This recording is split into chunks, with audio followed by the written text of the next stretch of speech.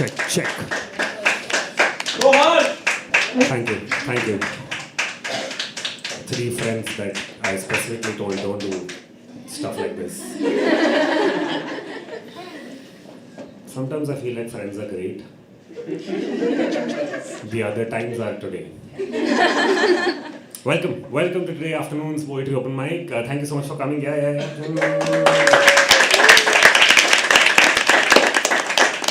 Hi, my name is Harsh. I'll be your host for this afternoon. Very excited for all of you to be here. How many of you are doing this for the first time ever? Give me a cheer. Performing. Performing. Guys, just ignore the last. That side last row. This side, these are nice people. Okay, so you guys are first time. Okay. How many of you are first time audience? First ever time. You guys have never seen poetry?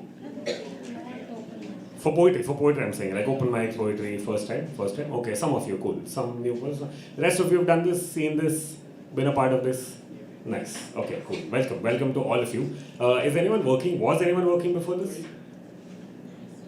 Working as a Working, yeah. Was anyone working today before coming to the open mic? Is anyone working today? No. You were? What do you do, ma'am? engineer, sir. I'm working with ONGC. Okay. So usually you have work on Sundays, or like today is an exception? Today's was exception actually. Okay. Otherwise you don't work on Sundays? No. Okay. No one else, right? Okay, cool. I'm glad. So I'll just tell you the basic rules of the open mic, okay? Number one, all of you performers get 4 minutes, okay? Audience, on the other hand, get 2 hours. Lovely.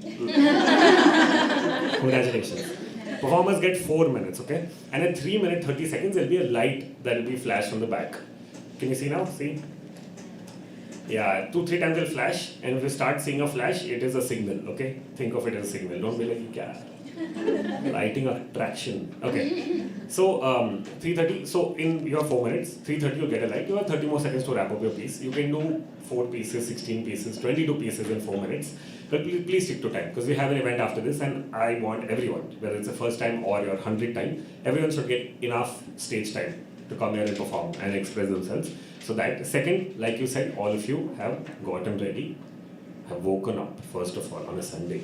Okay, one person was working, had to work, none of you were working. Got up, got ready, took whatever mode of transport, got yourselves here, okay? So, have fun, please. Right? Okay? Yeah? I'll have fun. I want you also to have fun, and together we can all have fun, yeah? Is that? Okay, fine. Third, like I said again, Sunday, people are not working, people have plans after this, so if you have a trigger warning in your piece, let's not ruin someone's day, okay? Just give a trigger warning, someone can step out for 4 minutes and then come back, okay? Any kind of trigger warning in your piece, just give it. No. If it's it's your first time, say it's your first time, okay? For people who are nervous, you also say it's your first time. There is some energy in the room, okay? Every time you say, no, that this is my first time, I'm trying to do this, everyone in the room suddenly feels this thing of, yeah, man, yeah, like, I'll support you in whatever way. So just say it's the first time, you feel nervous, okay? Don't worry about anything else. Apart from that, we have, if you can see the 3 cameras there, we live stream this whole event on our YouTube channel. Our YouTube channel is called Habitat Studios, okay? So, like, share, subscribe, okay? It's called Habitat Studios, so you can find this video over there, right after the open mic is over. You can take it off there, put your poems out on your social media, give credit, please. It's weird to ask, really weird. Like, I'm a photographer also, so like, it's weird to click photos, send it to someone, and then be like, you remember that day I got a camera once, and I clicked a photo of you? The person's like, yeah, I'm like, yeah, so I clicked it. It's weird, right? It's weird. So just give it. People are working really hard to make sure this event goes fine. So the team and the space, they deserve the credit. So please do credit this one. And photos you will get in your DM on Instagram from Habitat in 4 or 5 days. Maybe 6, maybe 7. Okay, you'll get it. Okay. Everyone's photos are being clicked, okay? One morning, I woke up at 6 o'clock. I don't wake up. I woke up 12. 6, I had to wake up because I got a call from an unknown number. But here's the thing, I'm also a freelancer. So I was hopeful. Yeah, I might get some work. So I picked up, and this guy, without anything, without a beat, okay, without telling his name also, he's like, where are my photos from the poetry open mic? And I'm like, who are you? Why are you calling me at 6 in the morning? So you'll get your photos, okay? Don't worry about that. You'll get your photos. So these are the basic rules, okay? Have fun. It's going to be a really good time. People will come and perform. Let's try an energy, okay? Since so many of you are there, it'll be fun to throw your energy at the performer, okay? So I'm going to call someone fictional, not real, fictional. And you guys have to pretend like that person's your best friend and cheer for them, okay? Okay? Okay. Na na na na! Yeah. Solid. So keep the energy. Every time someone comes, clap for them. Every time someone goes, clap for them. With me, okay? I like to narrate stories, so I'll keep doing that. I'll talk to you also in between. If you want to talk back, you can. If you don't want to, it's okay. It's fine. I'll cry after the open mic. It's fine. The point is with me, like even if I say something, one person feels like clapping, clap. Because you know what happens in a group, large group as this, if one person starts clapping, other people feel pressure. Keep fucking mashing. So for me, it's fine. Okay, talk to me, interact, have a good time, relax. For everyone else, you have to clap. I'm sorry. Like, that's also feedback I get as a host that I make people clap a lot. So I'm sorry. By the end of it, in the evening, you're somewhere out with your friends and they say something in your hand, involuntary, just starts clapping. I'm sorry, I tried, okay? So that's the thing. Apart from that, I want to do a story. I want to tell a story with you guys, okay? And this is a story about how my father convinced me to bunk college. We'll go over this. It's going to go on till the whole open mic. I'll do small bits in between. But I'll keep calling performers, so listen to them, have fun. Basic to वही है, ठीक है? Cool. I'll call the first person. Okay. Keep the energy and keep listening. If you like something, you can snap. You can let them know you like it. Maybe after the open mic, not during the performance. It just might disturb their rhythm while they're saying something. They're like, oh, I like that line. Like, thanks for letting me know, but maybe later. And if you like someone's performance, if you like what they did, please tell them. Okay. Because money is one aspect. But validation is our currency as artists, so let's use that key and unlock doors for ourselves. Okay, cool. I'll call the first person. You guys know what to do. Okay, start clapping. Let's start. First person, guys. Go mad. Yeah. Can you please have Rehan? All the way from back, guys. Keep clapping till you come on stage.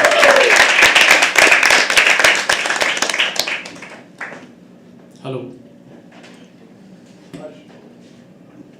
कैसे हो? जिंदा हो? Okay, सुकून है यहाँ पे? Yes. लेकिन आप जैसे प्यारे लोग होने के बावजूद इतनी शांति रहे, ये गवारा नहीं, एक शोर हो जाए।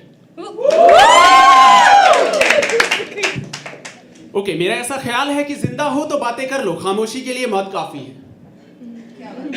बहुत शुक्रिया, तुम इससे बातें करते रहिएगा जब तक ऑन स्टेज।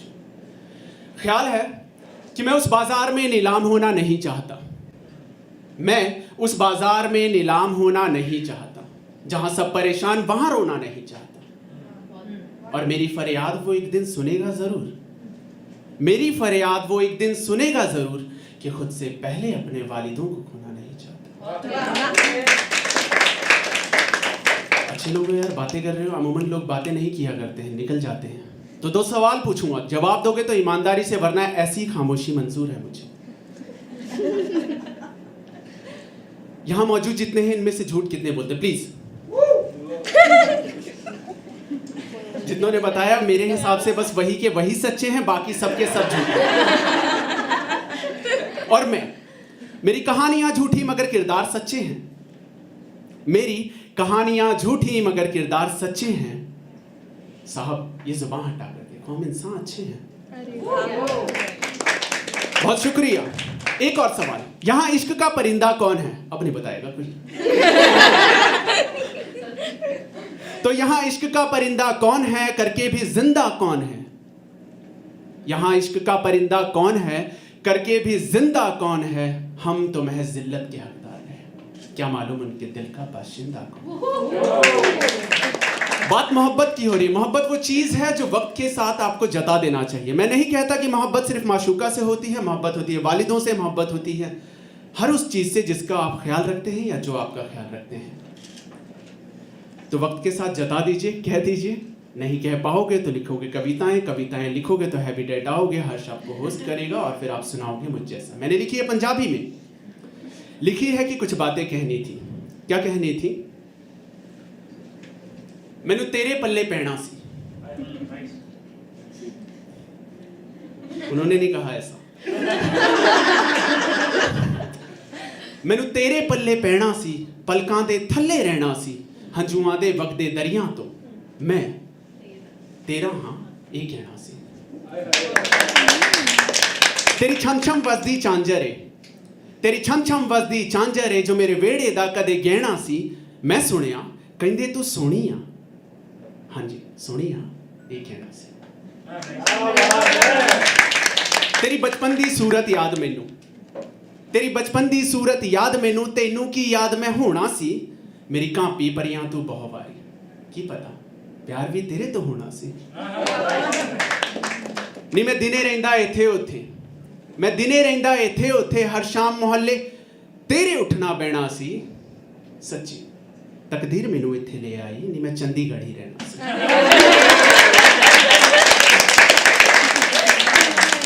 ਹੁਣ ਮੈਂ ਰਿਹਾ ਬਹੁਤੀ ਕੁੜੀਆਂ ਨਾਲ ਹੁਣ ਮੈਂ ਰਿਹਾ ਬਹੁਤੀ ਕੁੜੀਆਂ ਨਾਲ ਪਰ ਮੇਰਾ ਬਚਪਨ ਦਾ ਇਸ਼ਕ ਹੀ ਸੋਹਣਾ ਸੀ ਮੈਨੂੰ ਰਿਸ਼ਤੇ ਆਉਂਦੇ ਨਿਤ ਰੋਜ਼ ਨਵੇਂ ਦੱਸ ਤੈਨੂੰ ਕਿਵੇਂ ਭੁਲਾਉਣਾ ਸੀ ਉਡੀਕ ਤੇਰੀ ਚ ਗਿਣ ਉਂਗਲਾਂ ਤੇ ਕਈ ਸਾਲ ਗਏ ਜਿਹੜੇ ਪੁੱਛਨੇ ਕਿੱਥੇ ਸਵਾਲ ਗਏ ਕੀ ਦੱਸਾਂ ਕਿੰਨੇ ਭੈੜੇ ਹਾਲ ਰਹੇ ਜਦੋਂ ਤੇਰੀ ਯਾਦਾਂ ਮੇਰੇ ਨਾਲ ਰਹੇ ਪਰ ਪੱਕਾ ਗੱਲ ਹੋਈ ਜੇ ਤਾਂ ਦੱਸੂਗਾ ਗੱਲ ਹੋਈ ਜੇ ਤਾਂ ਦੱਸੂਗਾ ਤੇਰੀ ਅੰਦਾਜ਼ ਚ ਹੱਸੂਗਾ ਫਿਰ ਅੱਜ ਮਸਾਂ ਤੇਰੇ ਤੋਂ ਗੱਲ ਹੋਈ ਤੇ ਮੈਂ ਭੁੱਲ ਬੈਠਾ ਕੀ ਕਹਿਣਾ ਸੀ ਜਿਉਂਦੇ ਨੇ ਦਿੱਤਾ ਗੁਲਾਬ ਤੈਨੂੰ ਦੱਸ ਕਬਰ ਤੇਰੀ ਤੇ ਫੁੱਲ ਕਿੱਦਾਂ ਮੈਂ ਲਿਆਉਣਾ ਸੀ ਤੇਰੇ ਨਾਲ ਜਿਉਣ ਦਾ ਸੁਪਨਾ ਇੱਕ ਹੁਣ ਕਿਵੇਂ ਸਫ਼ਰ ਲੰਘਾਉਣਾ ਸੀ ਰੱਬ ਦਿੱਤੀਆਂ ਯਾਦਾਂ ਚੁਣ ਚੁਣ ਕੇ ਉਹ ਦਰਦ ਮੈਂ ਹੀ ਕਿਉਂ ਸਹਿਣਾ ਸੀ ਤੇ ਰਿਹਾਨ ਤਾਂ ਹੱਸਦਾ ਹਰ ਵੇਲੇ ਰਿਹਾਨ ਤਾਂ ਹੱਸਦਾ ਹਰ ਵੇਲੇ ਬਸ ਤੂੰ ਮਹਿਫਿਲ 'ਚ ਅੱਜ ਰਵਾਉਣਾ ਸੀ ਨੀ ਮੈਂ ਤੇਰੇ ਪੱਲੇ ਪੈਣਾ ਸੀ ਪਲਕਾਂ ਦੇ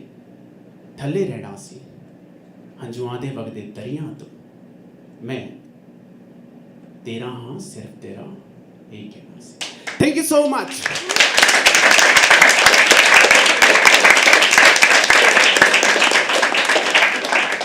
Thank you so much. Thank you so much. That was beautiful. I feel like speaking any other language than what we generally do, and especially your mother tongue.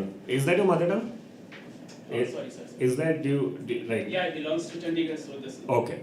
Yeah. So I think speaking mother tongue, it's absolutely beautiful. Thank you so much. Can we please have a round of applause? Dude, I keep thinking. Okay, I'm Gujarati. Okay. ठीक है. Anyways, I went into my okay. So I'm Gujarati, and sometimes I think when I should write pieces in Gujarati, it sounds really nice. And we've had over the years, we've had some people who comment to it. But that's the thing. Like first of all my life, everyone who I've met, who I'm like, I'm going to say something Gujarati, they start saying che. You know, che. They start saying that. It's very weird. That was okay. That was actually very okay until Kal Ho Na Ho came. And then that whole sequence where they rubbed it on our face, right? J-U, that whole... Yeah, remember that? Remember? How many times have each one of you gone to your Gujarati friend or whoever else and be like, G-U, It's so bad, dude. Like, people would look at me and be like, is that your family? Like, this is how you guys behave. And I had to say, yeah, this is actually who we are. It's sad, but it's true, but I don't want to be portrayed like this, but like, why? So it's, yeah, someday I wish, someday I can also come and do a Gujarati piece without that mindset in the brain. ठीक है, cool. Call the next person. Okay. Okay, so one more thing, okay. I've been doing this 5 years. Sometimes, I don't know why. I just like going quiet. And sometimes I'm also on stage at the same time. So sometimes I'll just start looking somewhere. I'm like, yeah, man, what a day that was. I'm like, oh shit, I have to, you know. So just be with me, okay? Just be with me. We'll do this together. We'll do this together. Okay, cool. I'll call the second person, okay? You know what to do. Yeah? Molin, come on. Can we please have Janali? All the way from the back. Keep clapping till she comes on stage. Wow.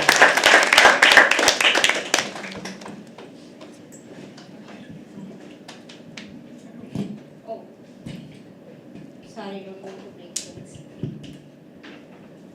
And I'm neither here to break hearts.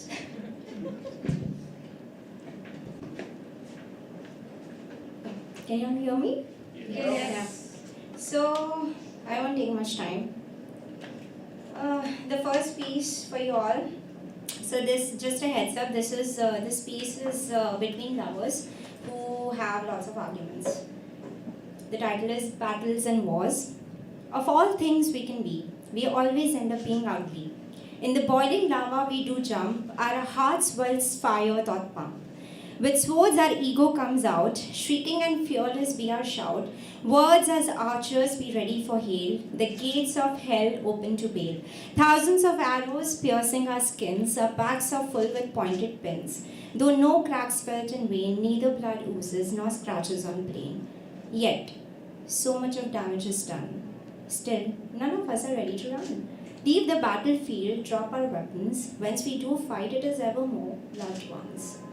We find hatred in love and love in hatred. Enemies we befriend and dearest are dreaded. Enemies and friends and enemies, our nature doth the opposite always sees. A fairy tale becomes grueling war, grotesque characters it does star. Lovers here do be the villains, martyred be the heroes in millions. I'm sorry, I am nervous.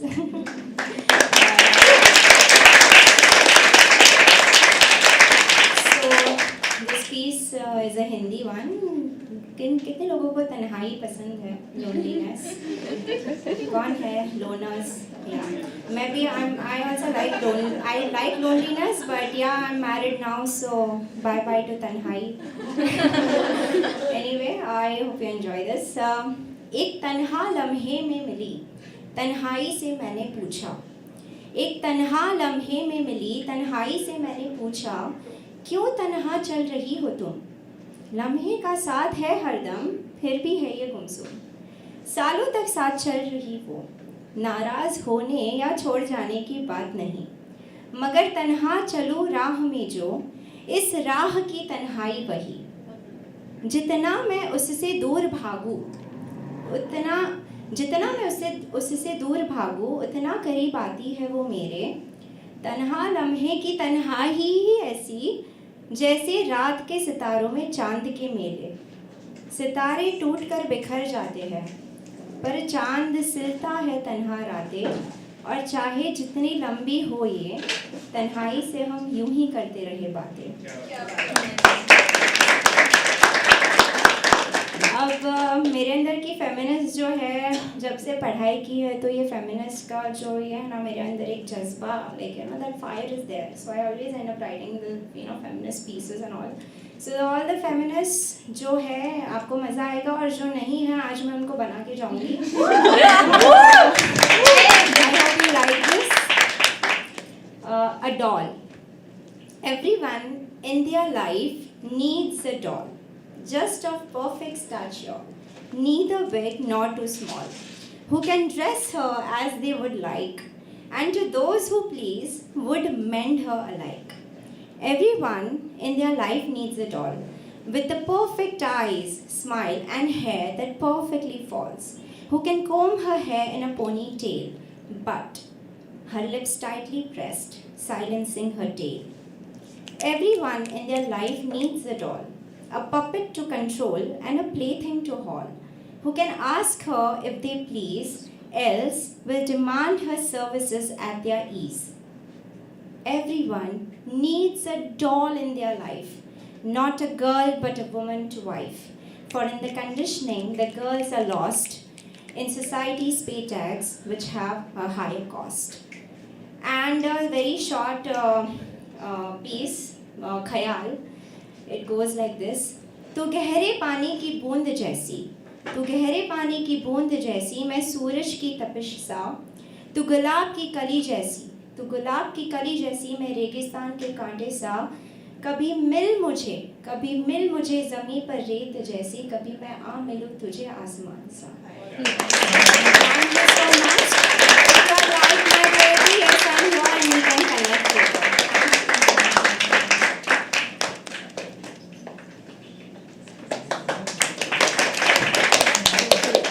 Wow, okay, fine. That's what you want to do. How are you guys feeling?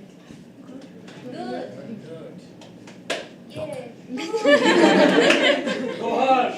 हाँ ठीक. Okay, cool. Okay. Before I call the next person, I'll begin, okay? So this is a very elongated story of how my dad encouraged me to bunk in college, okay? This begins way before that. This is grade 3, 2003, Bangalore.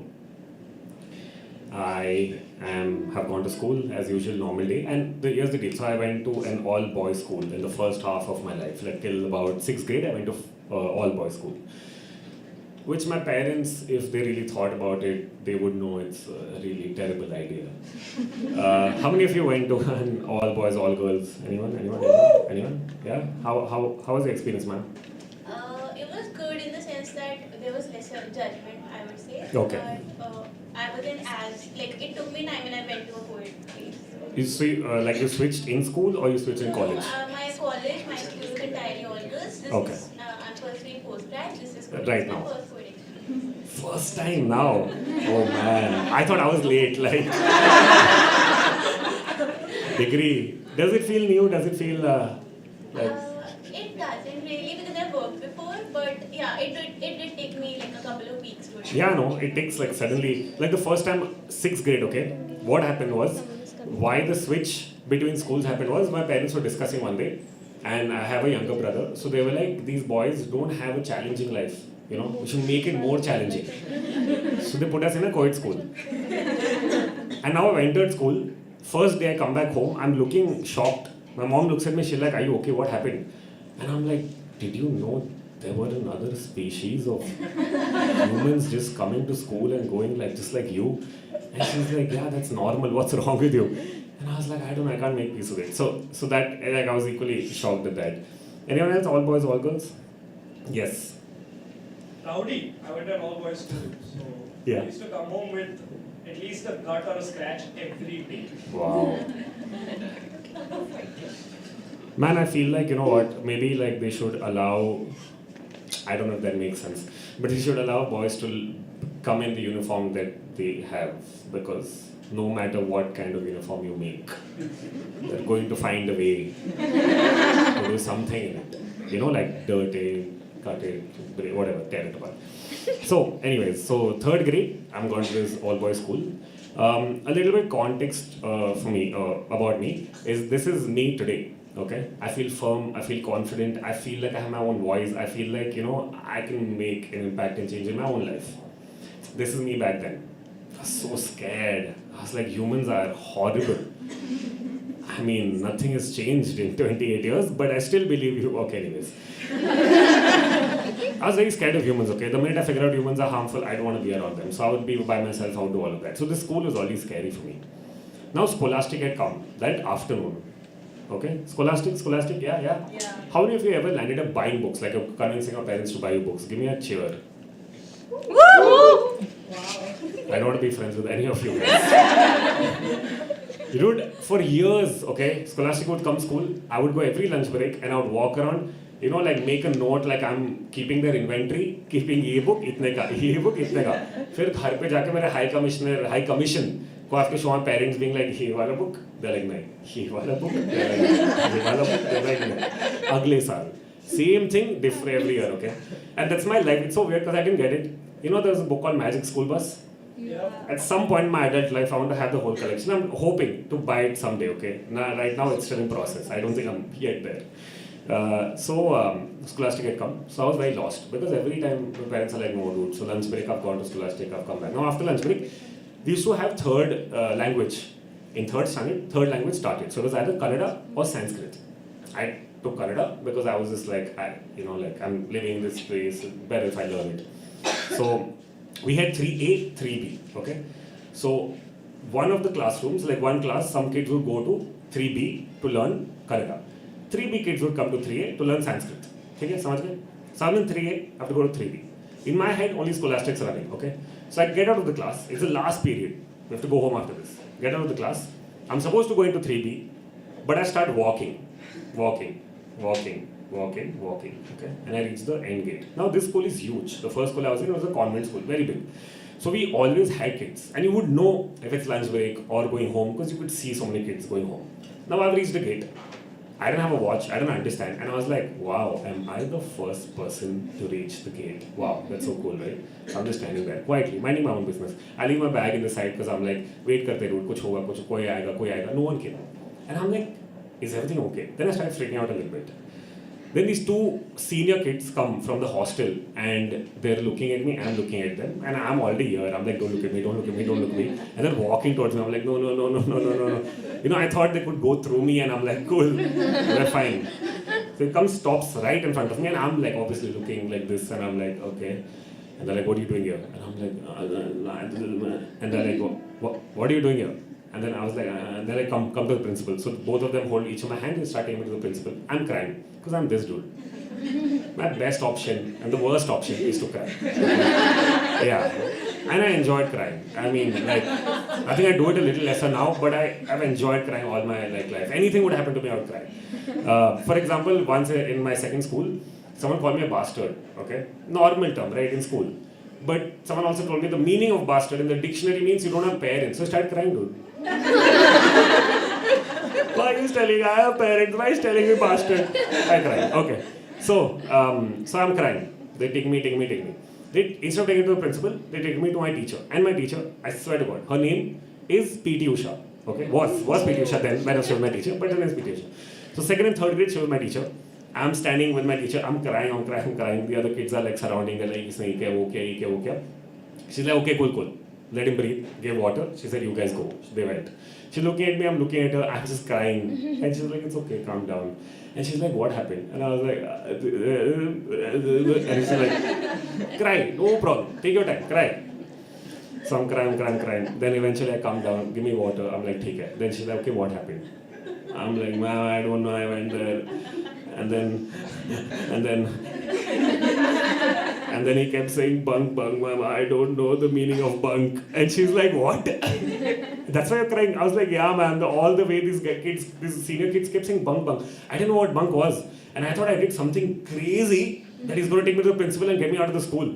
So then she just looks at me, smiles, and hugs me, and she's like, it's okay, it's fine. You know what bunk means? Bunk means when you miss class like this. You miss class, right? I was like, yeah, man, maybe, I don't know anything bunk. It's okay. It's okay. You know, it's okay. You bunk. It's okay. There's nothing to worry, okay? And she just gave me a hug, and she's like, if you feel, weird or if someone's troubling you or whatever, you can come to me and like talk to me, because she always looked out for me. She was very nice like that. And ladies and gentlemen, that's the first time, without realizing what the meaning of bunk is, I bunked for the first ever time in my life. Okay? We'll come back to this. Thank you. Thank you for listening. Okay, I'll call the next person, okay? Are you guys excited? Yeah. Can we please have Shreya? Keep clapping. Then she comes on stage. Yeah. All of you, yeah.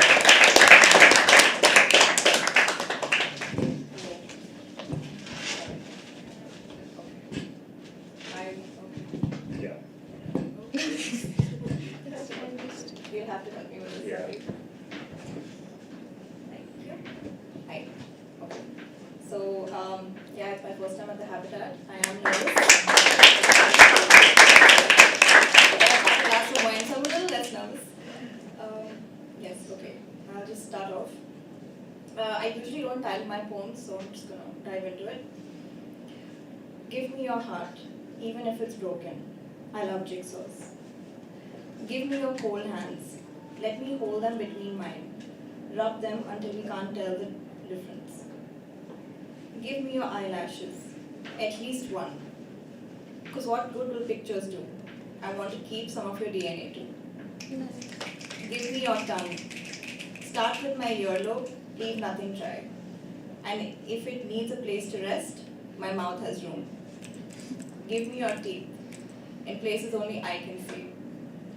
Give me a lingering kiss. Then put your fingers around my neck. Then do both at once. And lastly, give me your clothes. You won't be needing them. So I'll read two more which are in Hindi. Irshad, please say Irshad. बरसात से मोहब्बत हो गई है, बरसात से मोहब्बत हो गई है, लोगों का मौसम कब का चला गया, And the second one, wine hamari, secret hamari, loves bhi hamare, bas होठ ले आना तुम. That was me, and you can follow my poetry handle called Bouts of Morbidity. And I also have a book out, shameless promotion.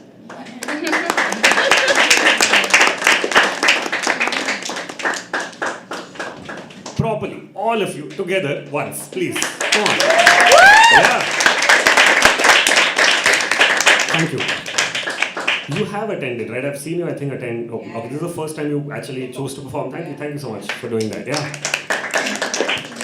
Also, you've written a book. I'm sure everybody in this room has tried. How many of you in this room right now, in this current point, have a book out already? Oh, book out. Book out, yeah. There's one, there's two, there are three. Anyone else? Anyone else? But people have aspired, right? People have written, aspired. Yeah, see. In fifth, when I started writing at age 10, and that's when I wrote my first ever book, guys, okay, please. I used to read a lot of Hardy Boys, but I got mad that, they were writing these names that I didn't understand. They were writing places like alleys and lanes and all. I wanted stories from Kali, okay? So then I wrote a phenomenally crazy book called Hardy Boys from India. I know, right? Please. It was the bestseller in my gully for one day. Did pretty well, huh? So, yeah. So, please, every time you have something, just say, guys, promote it. It's about you. And I feel like it's a good space to do it with artists because we understand. How difficult it is, man, to put something out, to get something done. So, I feel like we are going to save each other's boats by not letting it sink. So, please do shamelessly promote. Tell the name of your book, where is it available, and yeah. It's available on Kindle, and it's called Bouts of Morbidity, same as my page. Okay, cool. So, same Instagram name, follow. Also, I mean, you can let him know if you liked it or liked it. Half into the sentence, I'm like, no. Where am I going with this? Okay, this is not. Okay, cool. I will call the next person. Okay, but here's the deal. I have forgotten who the person on the list is. So I will get the list and we'll magically get to know who the next person is. However this works. Thank you. Oh yeah, shit. I saw the name, I remembered it, and now I was like, oh shit, yeah, okay, cool. I got the next person. Okay, we'll keep the night rolling, and I'll come back when we talk. Okay. Hey, little more, dude. Come on, little more effort. Come on. Can we please have Dhriti? Right here, guys. Keep clapping.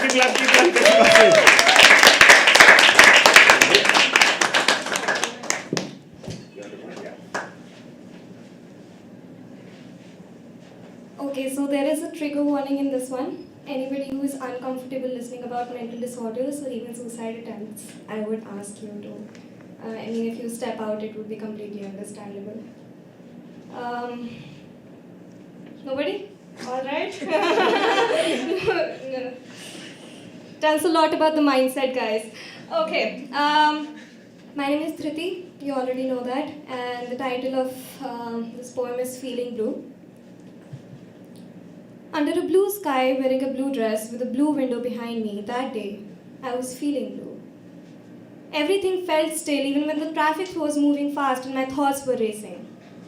Underneath layers of those thoughts lay a naked mind, empty, numb, and frozen. The lacy underwear was still skin-colored. It was not one of those days, but red wasn't invisible.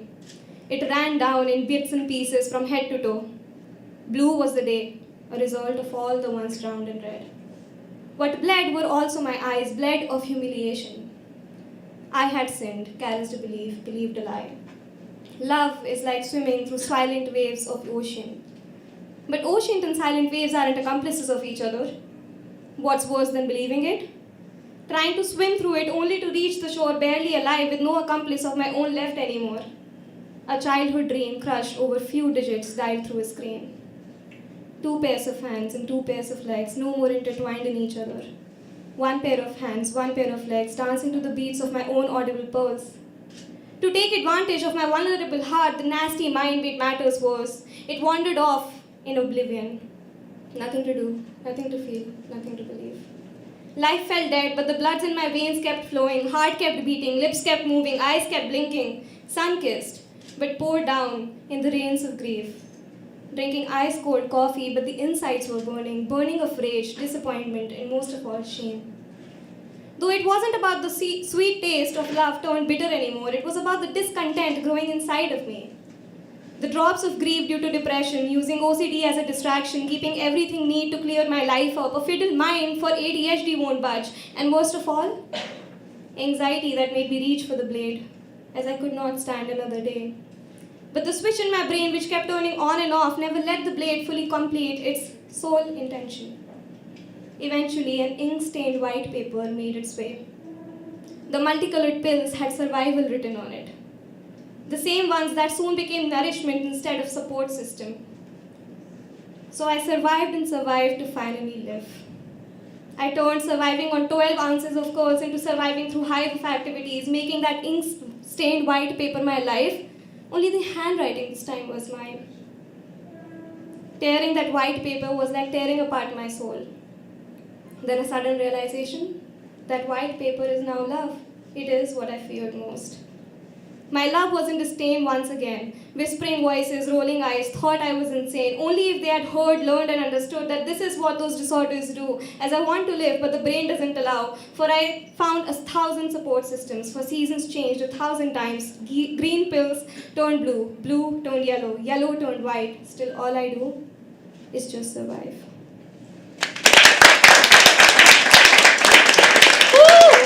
That was my piece. Thank you. Thank you so much for sharing this with us and being vulnerable. Can you please have a round of applause for her?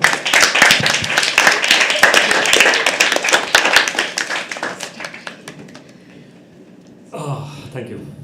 Was this the first time? Not first time performing, first time with Habitat, yes. Okay. Welcome. Keep coming, keep performing.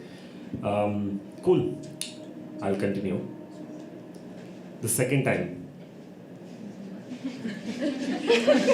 First time, I didn't know about. This story I'm doing for the first ever time, okay? First ever time. So, either you are lucky or I'm unlucky. I don't know. We'll figure out at the end of it how this goes. Second time, and I remember this randomly out of blue. I thought this never happened, but it actually happened. So the second school I was in, 8th grade, okay? 8th grade, we had to select a third language for 1 year. CBSE, yeah. So we had French as an option. Kannada, Sanskrit, French. Kannada, Sanskrit we've been learning all our lives. So if we take it as an optional, it could be difficult. So people like me, thought French, we'll take it in this year. Simple, easy, basics, we'll learn, get through, finish 9th and 10th. And there were 40 people like me who thought the same way and we all became classmates. And that's one of the best classes I've ever been in my life. But again, I was still trying to make peace and try to understand who I am. Now there was a project that we had to do in 8th grade. And I was in a group full of extroverted, very mischievous human beings. Okay? Like, I said maybe like 5 words in a day and they would do that in a second. That's the difference. So, and somehow this whole gang became one for a project. So cool. Next morning, we decided we'll meet half an hour before school, right near school. And we'll discuss kya karna hai, kya nahi karna hai. So we go there, we meet. Now these guys are not just any of your ordinary school-going children. These guys are like masterminds.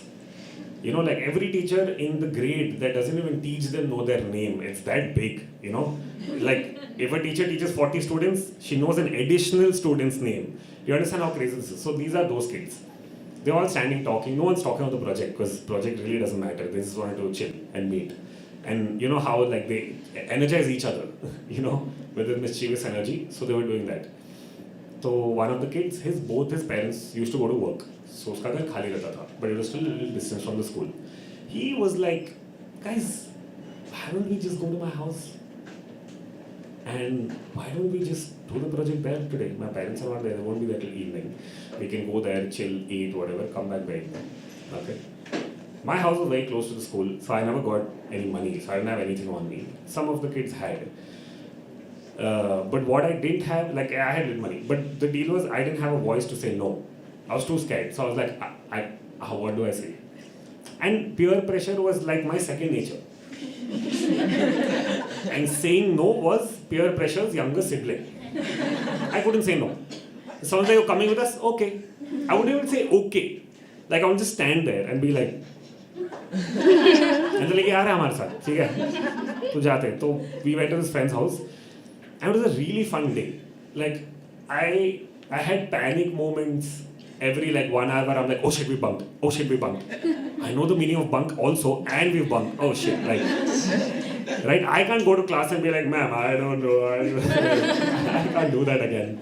Happened once.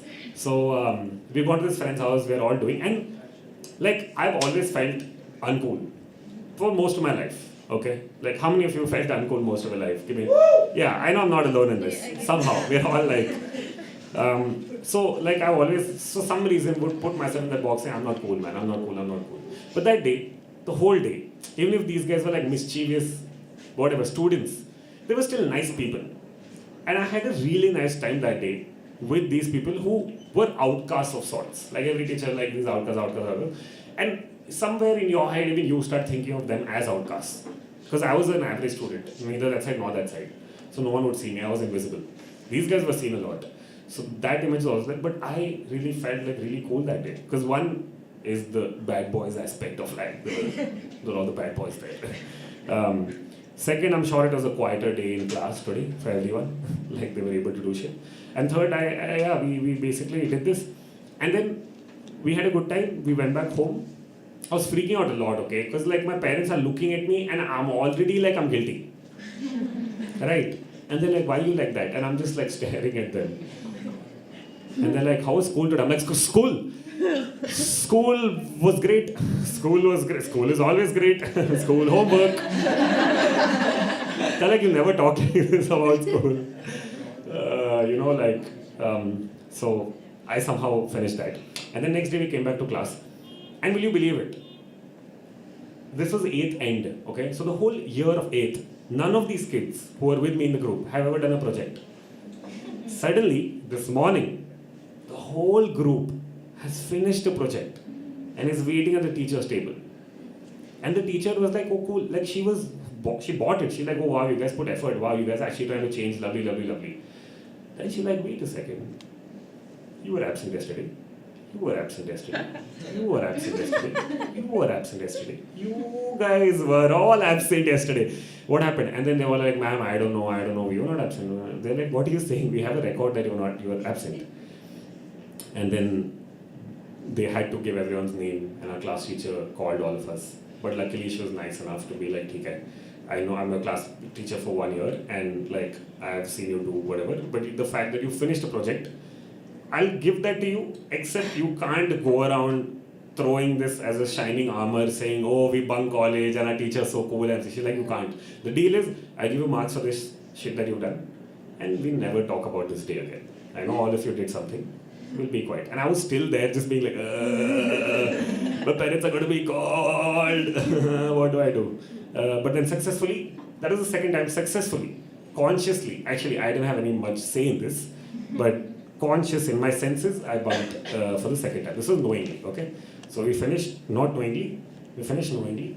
The next time I come, we'll start the real story. This is just context. This is literally just my past in bad crimes, like bunking college and school. Okay, cool. I'll call the next person, okay? Are you guys ready? Yeah? Little more, come on, little more. Can you please have Nivedita? Keep clapping, she's coming all the way from back. Keep clapping. Can she come on the stage? Yeah.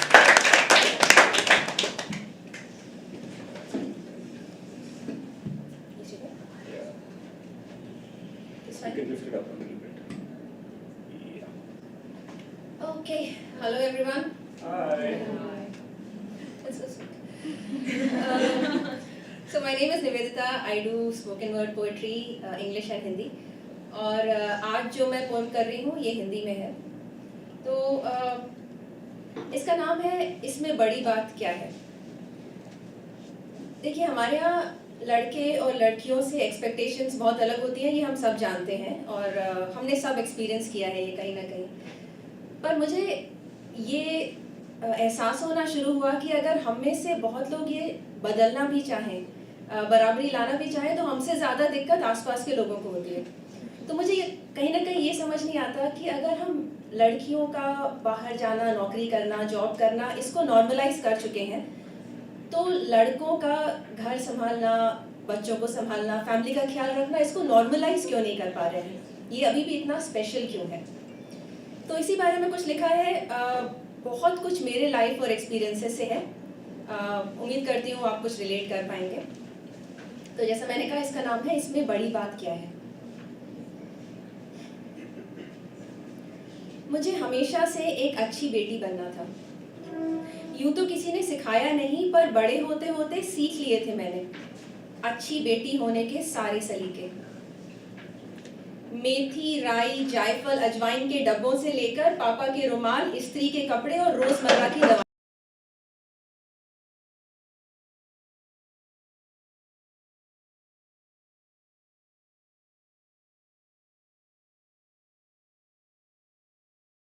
पहले पानी पूछते हैं और कुछ देर बाद चाय।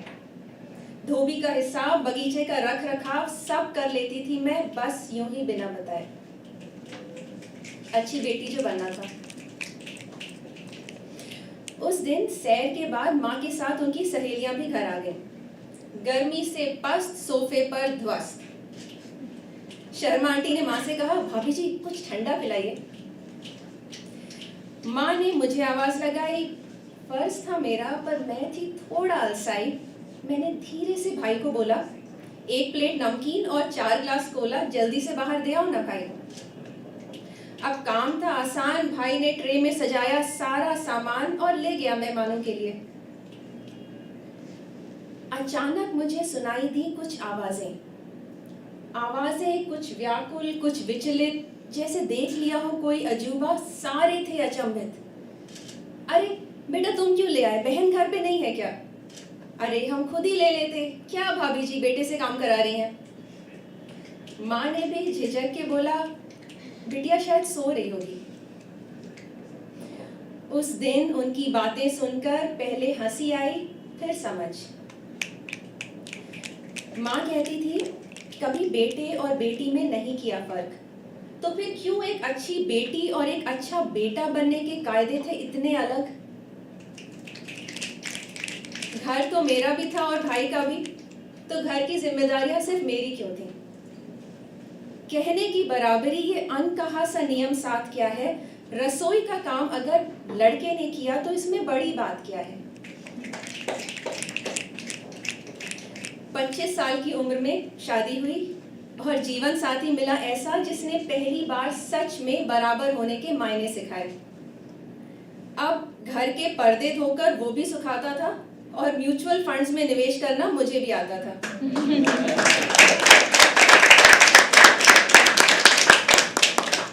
सुबह हम दोनों ऑफिस जाने की अफरा तफरी में होते तो नाश्ता वो बनाता और खाना मैं। शाम को चाय के साथ उसको सुनाती ऑफिस का सारा ताना बाना मैं। कुछ सालों में ऑफिस में मेरी तरक्की हुई और साथ ही मुंबई हेड ऑफिस में तबादला। नया शहर, नई शुरुआत, हमारी खुशी का ना था कोई ठिकाना। कामों की लंबी सी लिस्ट में एक काम था, उसके लिए नई नौकरी तलाशना। पर न जाने इस बात से लोगों को ऐसा क्या चुभ गया, रोज एक नई नसीहत, रोज एक नई हिदायत। बीवी के लिए अपना करियर क्यों खराब कर रहे हो? अच्छी नौकरी, अच्छा फ्यूचर सब बर्बाद कर रहे हो। मुंबई में नौकरी नहीं मिली तो क्या करोगे? बीवी के पैसों पे क्या उसका गुलाम बन के रहोगे? करियर तो उसका भी था और मेरा भी, फिर आगे बढ़ने, तरक्की करने का हक सिर्फ उसका क्यों? घर में थी बराबरी, पर सोच बदलने पे ये समाज को आघात क्या है? पत्नी की तरक्की को पहल दी तो इसमें बड़ी बात क्या है?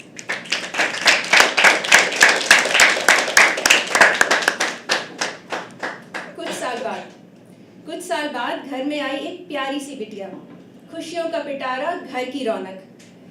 कहने को तो थी नन्ही सी जान, पर साथ लाई कभी न खत्म होने वाले अनगिनत काम।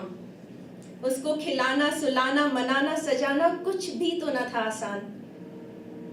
उसके सारे काम मैं ही नहीं, वो भी पूरे हक से करता था। पर पता नहीं क्यों लोगों को ये बात अखरती थी कि रात भर जागने की थकान माँ ही नहीं, पिता के चेहरे पर भी दिखती थी। एक दिन जब वो छोटी को तैयार कर उसके बालों को प्यारी सी 2 चोटियों में बांधकर घुमाने ले गया, तो क्यों वो लोगों की नजरों में हीरो बन गया। मैं करूं तो साधारण सामान्य, वो करे तो बिल्कुल महान। ये अलग जज्बात क्या है। पिता ने जो अपने ही बच्चे का ख्याल रखा, तो इसमें बड़ी बात क्या है।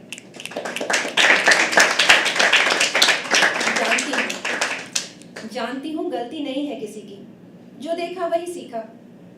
पापा अक्सर माँ से कह देते हैं, आज बड़े बॉस के साथ मीटिंग है, शर्ट जरा फटाफट इस्त्री कर दो, आज जरा बेसन वाली रोटियां बना दो, सुनो जरा 1 गिलास पानी पिला दो। माँ को कभी ये सब कहते नहीं सुना, तो बस जो देखा वही सीखा। लड़कों के जीने के अलग नियम, लड़कों का अलग तरीका। पर सोचो ना कैसा हो अगर हम सच में बराबरी का समाज बनाएं। घर में झाड़ू पोछा करने पर ना लड़कों की खिल्ली उड़ाएं, ना ही गोल रोटियां बनाने पर उनको सर पे चढ़ाएं। बच्चे का ख्याल माँ से बेहतर कोई नहीं रख सकता। जैसे फालतू के तर्क पिता को ना सिखाएं और बच्चों को करियर से आगे रखने पर पिता को ताने ना सुनाएं।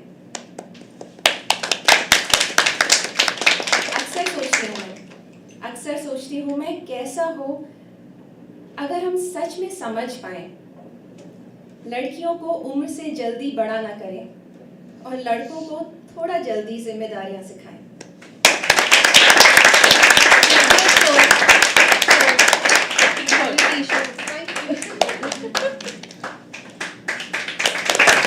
One more time. Thank you, Niharika. Thank you so much. We'll head to the next person. Yeah. Can you please have Shona Sharma? Keep clapping. Let's come on stage. Come on.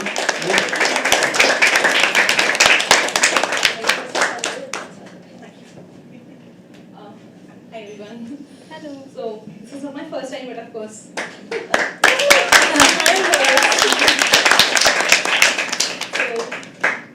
मैंने सोचा तो था कि मैं कुछ और सुनाऊंगी, लेकिन feminism के बारे में, इक्वालिटी के बारे में इतनी बात चल रही है, तो मुझे लगता है कि शायद मैंने अपनी पोइट्री का थोड़ा बदल दिया अंदाज। तो कहते हैं ना कि किसी भी सफल आदमी के पीछे एक सफल औरत का हाथ होता है या औरत का हाथ होता है। तो वैसे ही अगर कोई लड़की या कोई औरत सोसाइटी में आगे बढ़ रही है, तो उसके पीछे उसके पिता का भी उतना ही रोल होता है। तो मेरी ये पोइट्री स्पेशली उन फादर्स को डेडिकेट है जिसकी वजह से लड़कियां आज फेमिनिज्म की बातें कर पा रही हैं, सोसाइटी में आगे बढ़ पा रही हैं। ऐसा क्या उन फादर्स ने अलग किया होगा जो वो लड़कियां आज इक्वालिटी के बारे में बात कर पा रही हैं, उन पे क्या कॉन्फिडेंस दिखाया होगा। ये पोइट्री उसी को मेरे हर फैसले पर यकीन दिखाते हैं। हाँ, वो मेरे पापा हैं जो मुझे लीडर बनाते हैं। तू गिर, मैं हूँ। तू संभल, मैं हूँ। तू रुक, मैं हूँ। तू भाग, मैं हूँ। तू हंस, मैं हूँ। तू रो, मैं हूँ। मेरी हर पहचान हो तुम। मेरे पापा मेरी जान हो तुम। मैं तुम्हारी ही परछाई हूँ जो आज मैं तुमसे ही सब सीख पाई हूँ। मुझे आत्मनिर्भर बनाने का शुक्रिया, मुझे निडर बनाने का शुक्रिया। हिम्मत दी है तो ये चिड़िया उड़ान भर जाएगी। पापा की बेटी है, कुछ कर दिखाएगी। जो मैं सोच के आई थी वो मैं जरूर बोलूंगी। तो चल आ तू कलम और मैं स्याही बन जाए। ना तू चल पाए मेरे बिना और मैं तेरे बिना हर जगह बिखर जाए।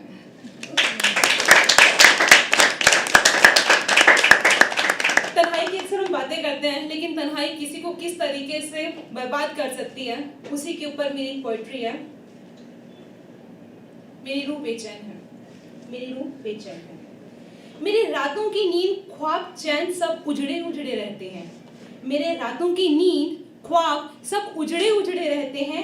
आजकल हम खुद से कुछ उखड़े उखड़े रहते हैं। सोचा था तुझसे बहुत दूर चले जाएंगे, सोचा था तुझसे बहुत दूर चले जाएंगे, तुझको न कभी याद करेंगे न याद आएंगे। अब हालात ये हैं मैं खुद से दूर हो रही हूँ। अब हालात ये हैं कि मैं खुद से दूर हो रही हूँ, न जाने कहाँ मैं अब धीरे धीरे गुम हो रही हूँ। सजना, संवरना और निखरना अब मुझे भाता नहीं है। सजना, संवरना और निखरना अब मुझे भाता नहीं है। कोई तारीफ भी गलती से कर दे मेरी तो मुझे सुहाता नहीं है। कोई तारीफ भी कर दे गलती से मेरी तो मुझे सुहाता नहीं है। सोचा ना था तेरे जाने का गम मुझे इतना सताएगा। सोचा ना था तेरे जाने का गम मुझे इतना सताएगा। सुबह शाम का अकेलापन मुझे यूं खा जाएगा। मेरी मायूसियाँ मुझे कुछ जताने लगी हैं।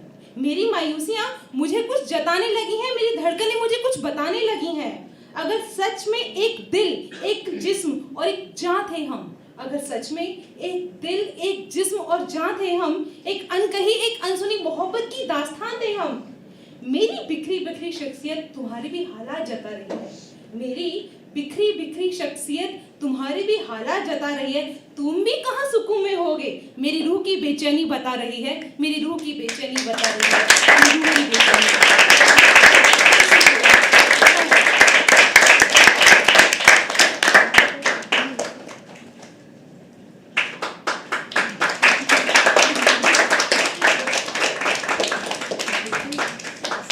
Little guys, little. I know it's Sunday.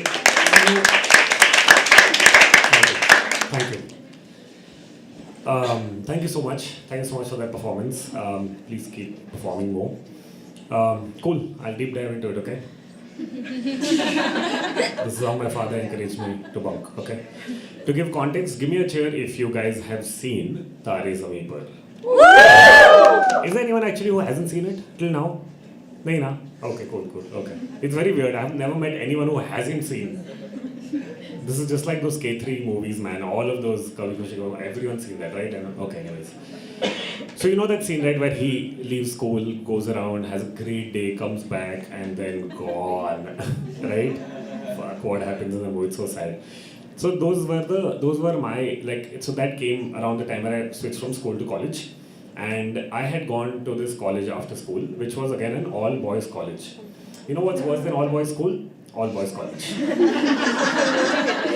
Yeah, boys grow up by then, so they have a brain of their own, and I don't think that's great. So we were a lot of, there's 60 of us in a classroom, okay? Nothing great is going to come out. There are 2 people, there are 60 of us. And to give context, our uniform was white shirt, black pant, black shoes. But not just white shirt. Not like a plain white shirt that sir is wearing there. Shirt with black thin lines, okay? Until the time my brother went to college, the lines got thicker. So they really did look like jailers.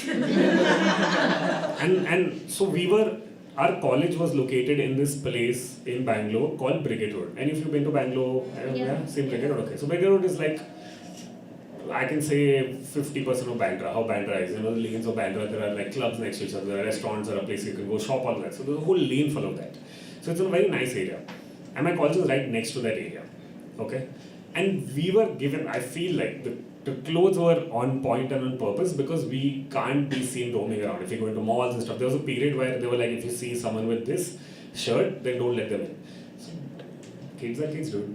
You know, they're like, we use our brain. So I used to wear a t-shirt inside the shirt and then remove the t-shirt and be like, what? I'm just wearing pant and t-shirt. Like, I could be from any college, like, it doesn't matter. So guards would get tricked. Anyway, so that would happen.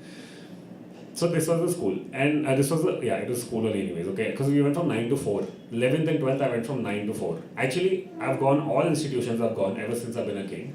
Because only people in Bombay who studied in Bombay know that you have afternoon school and morning school. This concept doesn't exist anywhere else. except Bombay. Okay, everyone at school at least from 9 to 3. Bombay's one is like 9 to 1, 1 to 6. Cute. You know, we would have 9 to 6. So, yeah. So from literally grade 1 till my degree, I've gone from 9 to 4, 9 to 3 or something to an institution. So it was like school.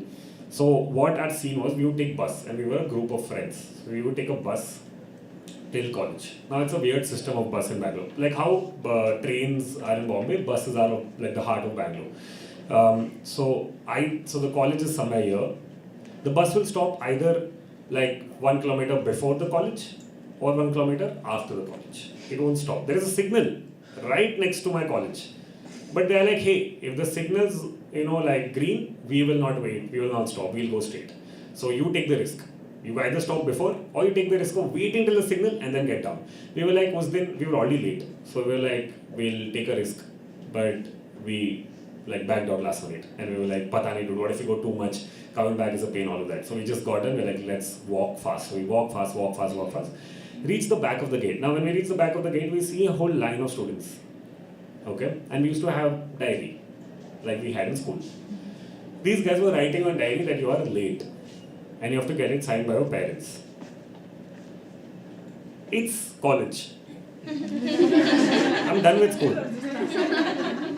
Why do I have to go to my parents at 11th, 12th grade and be like, I got late, please sign my diary? They'll be like, that's why we sent you to college, dude. Like, just not have these problems in life. So now we had, two options we had. If you go left, so there's a road here, there's a road here. This is the college. There's the gate. There is a lane which goes in, and that lane goes to Brigade Road. We see this, we're standing on the other side, there's traffic. We're waiting, ठीक है, क्या करना है, ठीक है. Then slowly we start walking towards the lane, because they are like, कौन जाएगा college में? And our college had that rule that you can't enter. Either you enter in the morning, get that sign, and you enter, or you're out for the entire day. Okay? Sounds fun, right? It isn't. So we're doing this, and while this happens, one of the guards sees us. And he's like, oi! And then we look at him, and he's looking at us. And then I turn this side, 2, 3 of my friends have started walking into the lane, and I'm like, okay, we're doing something, okay, fine. And then I see him follow the guards. So 2 guards are looking at us, we're looking at them, there's traffic in between us. Now, they start walking towards us. Okay, so there's adrenaline in the body to run, but mind is still here only. आ रहे वो लोग आ रहे guys आ रहे रुको ना यहाँ पे आके डायरी में लिखेंगे अभी लोग. By then, few of my friends started running. So then suddenly there was that urge of, oh fuck, everyone's running, things are happening, there's traffic, oh my god, so much in the morning. Then they started crossing and we were like, okay, time's up. So we started running.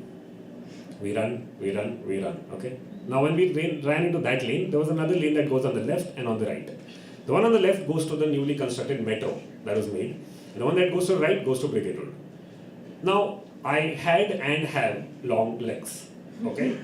Because I'm tall, okay? 6'2" to be precise if anyone's thinking. So I ran and I kept running. I didn't realize if anyone's around me or not. I kept running. And I like running. I used to like running. And this was a fun occasion. I'm like, maza bhi aa raha hai, you know, like this fun and this thrill, like we'll run. So I ran and I hid in a place.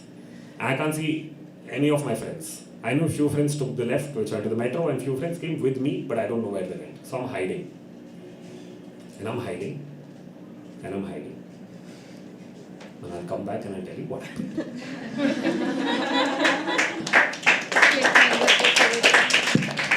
Thank you for listening. Okay, next time is the first time performer. So if you get the energy here, you'll have to keep the energy here, okay? For the next person, so you know what to do. Right. Can you please have Prachi? Keep clapping.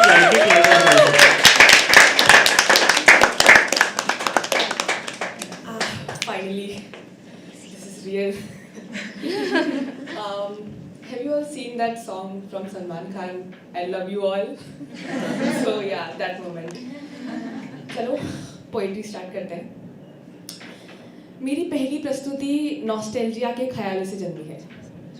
कभी सोचा है जो 365 दिन के हमने एक एक पल जिए थे वो बस कुछ कागजों में या फोटोग्राफ्स में सिमटे रह गए. इन्हीं ख्यालों में डूबी हुई मेरी कश्ती को इस कविता ने किनारा दिया है. आइए सुनते हैं कैसल्स ऑफ सैंड, रेत के महल। जिंदगी के यह साल कुछ कागजों में सिमटे रह जाएंगे। जब फिर पन्ने पलटोगे, यादों के समुद्र से कुछ छींटे आंखें भिगा जाएंगे। किसी के साथ के वह दिन दिल की किसी धमनी में धीमी धीमी सांस ले रहे हैं। कभी उनके लिखे शब्द अगर किसी किताब के बीच में दिख जाएं तो समय थम जाता है, लेकिन समय थमता ही तो नहीं। वो शब्द कागज से मिटते ही तो नहीं। हर एक पल, हर एक एहसास याद बनकर मेरे खून में मिश्रित होकर मेरा एक हिस्सा बन जाता है। मेरे ख्याल में हमारी जिंदगी रेत के विशाल महलों की तरह होती है। हम एक एक कण को अपनी सांसों से संजोते हैं। उन महलों के कमरों और गलियारों में रहते हैं हमारे एहसास। दिल के करीबी लोगों की स्मृतियों से गूंजता हुआ, कभी सजता हुआ, कभी बिखरता हुआ अपनी तय ऊंचाई पर पहुंच जाता है, फिर धीरे धीरे ढह जाता है उसी जमीन का हिस्सा बनने जहां से आसमान की ऊंचाइयां देखी थी। समुद्र की एक लहर आती है और रेत के वह कण असीम गहराइयों में कहीं खो जाते हैं। पीछे रह जाता है तो सिर्फ समय की गति में घुलती हुई भीगी रेत सी तुम्हारी खुशबू। So I recently shifted to Mumbai and I am from the city of lakes, Udaipur. अभी कुछ दिन पहले जब दिवाली की छुट्टियों में वापस घर जाना हुआ तो कई सारे एहसासों ने मुझे घेर लिया। तो आइए आपको उन्हीं एहसासों की कश्ती के थ्रू अपने दूसरे किनारे की ओर ले चलती हूँ, जिसका नाम है एम्प्टी सिटीज, शहरों का खालीपन। क्या शहर भी कभी महसूस करते हैं खालीपन? अगर हाँ तो कैसे? इसी सवाल के साथ छोड़ा था वह शहर मैंने। इस शहर में मेरी ये दोस्त झीलें ही थी। इनके भीतर की गहराइयों में मैंने खुद का अक्स देखा है। मगर झीलों की लहरें मुझे सीमित लगती थी तो मैं समुद्र की असीम लहरों को हिस्सा बनने निकल पड़ी दूसरे शहर। कल जब इस शहर की झील के किनारे पर दोबारा आना हुआ तो लहरें अपनी सीमाओं पर थी। करीब गई तो आकर मेरे पैरों को चूम लिया जैसे गले लगाना चाहती हूँ। समझ आ गया कि शहरों को भी हो जाती है मोहब्बत। Thank you.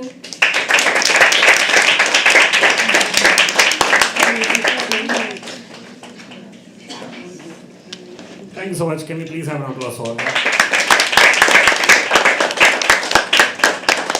Thank you. Thank you so much. Cool. We have 3-4 more performers. Keep the energy, okay? Keep the energy intact. We have a little more time, and then you all get to go. Anyone has plans today? Anyone? Anyone? Yeah. Yes. Yeah. What plans you guys have? We are going out with her. Going out with her? That's nice. That's lovely. And I'm not trying to make this about this, but was it also the fact that she performed here, or just generally you guys are hanging out today? It's my first time. Oh, that's lovely, man. Congratulations. How long have you been writing?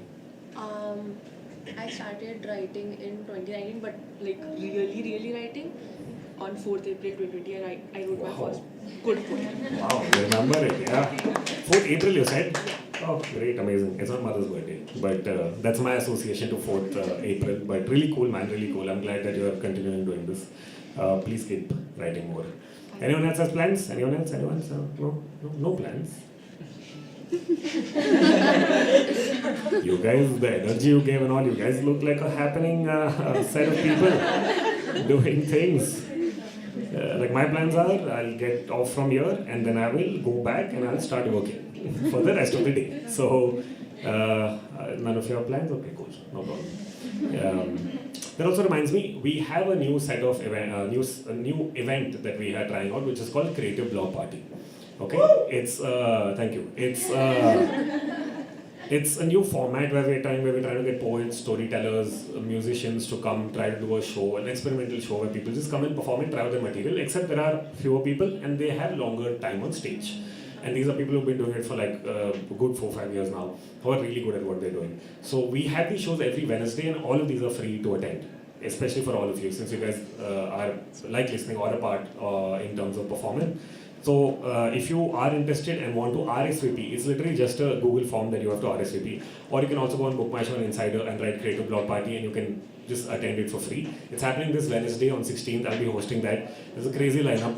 So you should come by. If you are interested after the event, let me know. I'll send you the QR code. I'll show it to you, and then we can take it forward. Okay, cool. Coming back. So so I'm there. I'm lost. I'm alone. I don't know what to do. Okay. And here's something you should know, that I used to get 100 rupees as pocket money. Okay. The 100 rupees was, I already had a bus pass, so that was excluded. So I had to pay the 100 to like travel anywhere else if I need to and eat. But it was very less money. But I still had 100. That's all I had. So now I'm in Brigade Road. I'm hiding. I hear some footsteps and I freak out and I'm thinking these two guards have caught me. And then it was not them, it was someone else. And then I was like, okay, cool, बच गया. तो मैं उधर खड़ा रहा बस थोड़ी देर के लिए. Then I started walking towards Brigade Road. Now Brigade Road is one of the most like lit areas. Okay, in the evening it's like a place to party, to chill, to shop, to entertain yourself. But it's like 8, 9 in the morning. So it's dead, it's empty. It looks like no one ever steps here. Okay, it's deserted. Except McDonald's. Okay. There's one McDonald's. There's always a McDonald's, guys. Come on. Like, close eyes, oh, McDonald's, okay. Right? So McDonald's was, so McDonald's had opened up. And McDonald's was the only store that was open at that point. So I was like, I can't see my classmates. I don't have a phone. I can't call my other classmates. I only have this much money. I can't go back home. Because that's going to be more questions. I'd rather stay out the whole day on 100 rupees than go back home and answer my parents what happened. So then I look at McDonald's and I'm like, ठीक है जाते हैं. तो McDonald's गया मैं. And this was then McDonald's where you used to get shit for 25 rupees, right? Not a rupee more than that. So I go there and I buy a pizza McPuff. Yeah, pizza McPuff. Yeah, okay. And I take it. And it's a huge place and there's barely anyone. These guys have just come. People are entering on their shift to McDonald's. And I'm just sitting there with a pizza McPuff, just looking at it. Because I have to while away time.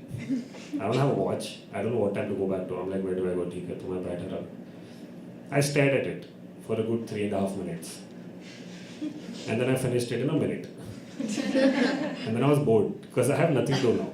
And I was like, if I spend more money, then it's going to be more problems. So I didn't know what to do. So then I finished eating. I was bored sitting there. So I got down. I was walking Brigade Road. And I was like, I really don't know what to do all day. In this scenario, what would any of you do? Anyone. If you were put in this place. Anyone. What would you do?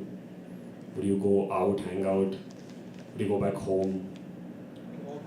Walk back home. Fair enough. That's a good idea. I never thought of it. Yeah, it's a good idea. Okay. Bangalore's fun that way. So parks also, right? Should have gone chill there. Anyone else? Gone, walked. That's a good idea. Go back home? Okay. I thought of it. Honestly, I didn't think of the walking. I thought of going back home maybe. I'm like, it's fine dude, sun lenge, but at least I get to have a chat and chill. Then I thought about it too much. And then I got bored of that also. So you know what I did? I went back to college. I know, stupid, I know. I had no other option. I had 75 rupees with me. I was like, bore हो रहा है यार, क्या करूँ? दोस्त भी नहीं है, कोई भी नहीं, कुछ भी नहीं है, ठीक है? So I went back to college. And I went half an hour, 40 minutes after this whole fiasco. Maybe some of my friends got caught, maybe they all escaped. I have no idea who's entered, who's told what. No idea, no backstory, nothing. So I'm entered and the guy looks at me and he starts laughing. He's like, you came back. I'm like, yeah. He's like, come to father. And father means like, so we had a convent college, right? So we had a father there, who was our principal. So he's like, come to father, let's go talk. And I'm like having the walk of shame in my head, or I'm trying to think of reasons. You know how when you get caught, you're about to get caught by your parents and you start thinking of multiple reasons. And you go till the end and be like, is this believable? Maybe not. No, they'll catch me. So then I'll think of other reasons. So I'm thinking of all reasons to go to him. And then we enter the principal's chamber and I had to wait for a while because he was busy with something. And then I'll come back and tell you what happened.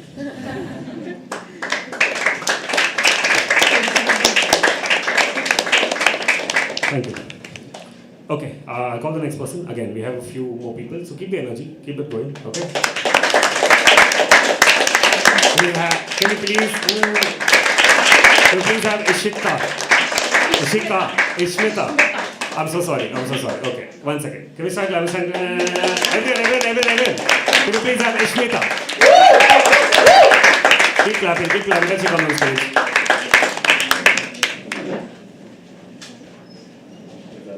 Yeah, thank you.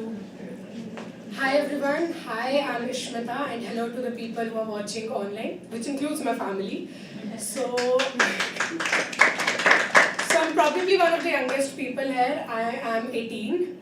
Now you know why I'm wearing the coat, to look a little bit older. So here is a story I've written. This is a story that I like to perform. This is kind of my go-to piece, and because this is my first time performing, so I was like, yeah, let's go with something I'm confident at. Okay, so I hope you guys enjoy it. अच्छा, तो मुझे ये बताओ, चाहे माँ बाप बनने का एक्सपीरियंस तो आप में से किसी को नहीं होगा, पर कभी किसी नन्ही सी जान के चाचा, मामा, बुआ, दीदी, मासी, भैया या शायद दोस्त तो बने ही होंगे। ये भी एक ऐसा ही किस्सा है। चाहे डिस्टेंट कजन ही हो मेरी, पर नई बड़ी बहन बनी हो यार, मैं कॉन्ग्रेचुलेट मी। सो परसों माँ कहती कि उस नन्ही जान को एक बार मिलकर आते हैं। हमने डेट एंड टाइम फिक्स करके उसके लिए 2-4 क्यूट से कपड़े खरीदे और निकल पड़े। सच बताऊं, एक ड्रेस पर तो दिल मेरा भी आ गया था, मन कर रहा था खुद ही पहन लो, पर क्या करें, साइज और मुसीबतें अब दोनों उसमें फिट नहीं आते। So we reached and when I met that little girl, मैं नम रह गई। Her hands were so little that even my smallest finger उसकी पूरी मुट्ठी में फिट नहीं आ रही थी. In the middle of all that loud laughter, chit chat, and I don't know what, she was sleeping. She was sleeping without a care in the world, and man, did that feel good to see. मैं इतना खो गई उसके सुकून में कि खुद के सारे pending tests, broken friendships, stupid arguments को एक पल का भी वक्त ना दे पाई। पर तभी एक बात सुनाई दी जिसे पता नहीं कभी भूल पाऊंगी या नहीं। And even though I don't want to believe that someone so close to my heart could say this, I think I heard the worst possible thing I could. I heard, गुड़िया का रंग महापन नहीं गया, पर हाँ थोड़े समय की बात है, साफ हो ही जाएगा। Right there, sitting in the middle of all these people, I felt the very existence of everything that I wasn't ready to believe. I could see her, but not that 13-day-old child, that 13-year-old girl. That girl जिसने अभी अभी खुद को समझना शुरू किया है। That girl जो जितना पल भी अपने घर वालों के साथ बिताती है, उतना ही अपने चेहरे, अपने शरीर और अपने रंग को कोसती जाती है। That girl who isn't ready to take any chances because पता नहीं लोग क्या कहेंगे। That girl who knew she was gonna get judged by her appearance, by not everyone else, these people that she lived with. शायद आपको लग रहा होगा कि ये बात बहुत छोटी है, and maybe they didn't even mean it that way. But let me repeat that sentence. थोड़े समय की बात है, रंग साफ हो ही जाएगा। क्या मतलब? मतलब सिर्फ फेयर स्किन टोन ही साफ होती है। मेरे, आप और हमारे जैसे अनगिनत लोग जो कि नॉट सो फेयर, ब्राउन या ब्लैक कॉम्प्लेक्शन के होते हैं, वो मैले होते हैं। कब बदलेगी ये सोच? कब ये बातें हमें हमारा जन्म होते ही कहना छोड़ा जाएगा, और कौन उस नन्ही जान और उसके जैसे जितने भी बच्चे हैं उन्हें ये समझाएगा that you are not supposed to be a victim of these rotten stereotypes and disgusting thinking. And that तुम्हारी weight, height या appearance नहीं, तुम जो करोगे, तुम खुद की आइडेंटिटी जैसे बनाना चाहोगे, वही तुम्हारी पहचान और वही तुम्हारा वजूद होगा। आखिर में बस ये कुछ सवाल हैं जिनका जवाब मैं आप सबसे पाना चाहूंगी। क्या ये छोटी सी बात तुम्हें भी इतना ही सताती है? क्या ये कहानी तुम्हें भी बेचैन बनाती है? क्या तुम्हारी भी रूह में आग सी लग जाती है, या सिर्फ मैं ही हूँ जिसे ये बात सोचकर पूरी रात न नींद आती है?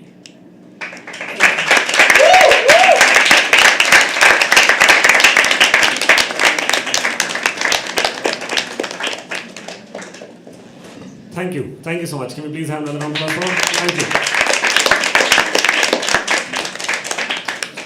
It's really cool, dude. People come here first time, they kill it. My first time was holding a paper. I was so confused that I can't see on either sides because the paper is blocking my view. I had to keep like doing this, and I'm already like, I can't do this. So like really cool, man, really cool. So congratulations, guys, for doing what you're doing. Continue doing it. Thank you so much. Okay, so I was taken to the father, and I'm freaking out, okay? And then I go in, and he looks at me and he's like, what do you want? And then the guard comes from behind and he explains, he's like, sir, this guy ran away and he's come back. The guard was like, and the father was like, what? 1 second, what? The guard was like, sir, we saw him. He's like, okay. Then he ran. He's like, okay. Did you go? Sir, we tried. Did you catch him? No, sir. Then where did he come from? He only came, sir. Father is like, okay, come, sit down. The guard also came and he stood. Okay, and he's like, okay, now you tell me what happened. He said, sir, I got late. Sorry, father, I got late. Okay, and I couldn't make it on time. He's like, okay. Then he's like, so you didn't stand in line? I said, no. He's like, why? Because I got late. And he's like, that's why we put the line. I'm like, yeah, that's why I didn't want to come. I didn't say it like that, but I was just like, yeah, father, I didn't want to. He's like, okay. Do you know the other boys that were with you? And I was like, okay, this is getting interesting. I was like, no, father, I don't. And he starts laughing. Like a weird laughter, okay? Not a very comforting laughter. Like you're sitting somewhere, you're like, I just want to get up and leave right now. Like, stop laughing like that. And then I was like, seriously, father, seriously, father, I don't know those boys. I just came in the same bus as them. And he's like, oh, you really don't know them?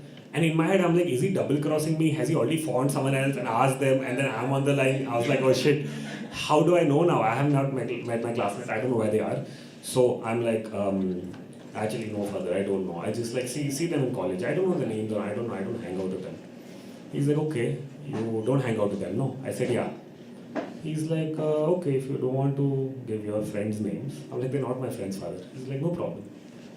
Call your father. I'm like, father, please, don't enroll my father into this. And he's like, no, call your father. I'm like, father, please, just, can we do something like, I was trying to tell him कि settle कर देते क्या अपने बीच में, को नहीं ले जाना ये बाहर, room के बाहर भी नहीं ले जाना मेरे को. And I'm trying to tell him I came back. And he's like, yeah, but you bunked. I said, father, I didn't bunk technically. I came back. I just came late. And he's like, no, you bunked. I was like, okay. Friends' names. I was like, they're not my friends. Okay, father's number. I'm like, arey, father, 1 second. Relax. Okay, can we calm things down? Or is सबके बीच में ना, the guard is there just laughing. Suddenly the father realizes, like, what are you doing here? You don't have work and all, hey, leave. And then that guy goes finally. And then I'm just sitting there, I'm like, fuck, how do I get out of this? How do I just make up any reason that is 100% foolproof? So I'm trying to say, okay, he's like, call your father. I'm like, father is out of town, father is busy, father is there, father is there. He's like, call me, it's fine. I'm sure it's about his son's, nature and care and whatever. And I was like, okay, I'll try. Then I'm just sitting there quietly. He's also sitting there quietly. Something has to happen. I'm not doing it. I'm just sitting there, looking at him. And he's like, so? What are your friends' name? I'm like, father. He's like, call your father. I'm like, relax. Okay, 1 second. Okay, fine, I'll do it. I didn't have to give my friends' names because here's the logic, guys. You're stuck with family. So sometimes you can put the family under the bus. Friends, on the other hand, if they hang out with every day. So if you put them under the bus, then you're done for the college. So I was like, I'll choose friends. I'll sacrifice. It's fine. So father gave his phone. I had to put on loudspeaker and I had to call my dad. So I called my dad. And usually, like if you are talking on someone's behalf, you take the call and you're like, hi dad, like this is what happened, all of that. But he was insistent he'll talk. I'm like, okay. And my father, like, you know, the vice principal of my college was more intimidating than the principal. The principal is very meek, soft voice. You'll never understand he's the principal. But the vice principal walking also will be like, he's authority, power, you know, he's scary. So so the principal's there, he's insistent he'll talk to my dad. So we call. Now my dad's like a good Joe also. He's a businessman. He's usually busy most of his day. So he's at office and he, like sometimes, you know, when he's working also, if I call him generally in the middle of the day, he's too busy to understand what's happening on the other side. So the call came. Now dad got an unknown number. Usually we can't carry phones. So we had a 1 rupee PCO ka booth. You can call someone if you need something. So I call my dad. Ring, ring, ring, ring. Pick up, okay? And I can hear a lot of noise around. So he's like, hello, hello, hello, hello, what's up? So my father starts talking. Because he has a soft voice, my dad didn't think or listen. He was like, oh, I don't want credit card, thank you. And he just hanged up. I'm there, okay? And this happened and I was just like, oh shit, okay. I would have laughed so bad, okay? And I was like, good on dad, damn good. I never thought of it that way. So now the father is angry, okay? Little, he can't show, but he's angry. He's like, what was this? I was like, I'm sorry, father. He's a very busy man, doesn't understand. We keep getting unknown numbers and obviously gets annoyed with this. He's like, okay, you try. I'm like, you know, father, there's a rule in college, right? I don't have a phone. And he's like, shut up, try from this phone. I was like, okay, 1 second. So I take the phone. But dad picks up again. He's like, I don't want a credit card. I'm like, hello, dad, hello. And he's like, hello? What? Are you selling credit cards between college? No, 1 second. Hear me out. He's like, what happened to you? What happened? Why are you calling from an unknown number? You know, you have a PCO. Why are you calling from an unknown number? Is everything okay? I said, yeah. And it was on loudspeaker. So father's like staring at me. I'm like, no, everything is not okay. He's like, okay, what happened? I'm like, so. And then again, the principal tried to intervene, okay, and talk.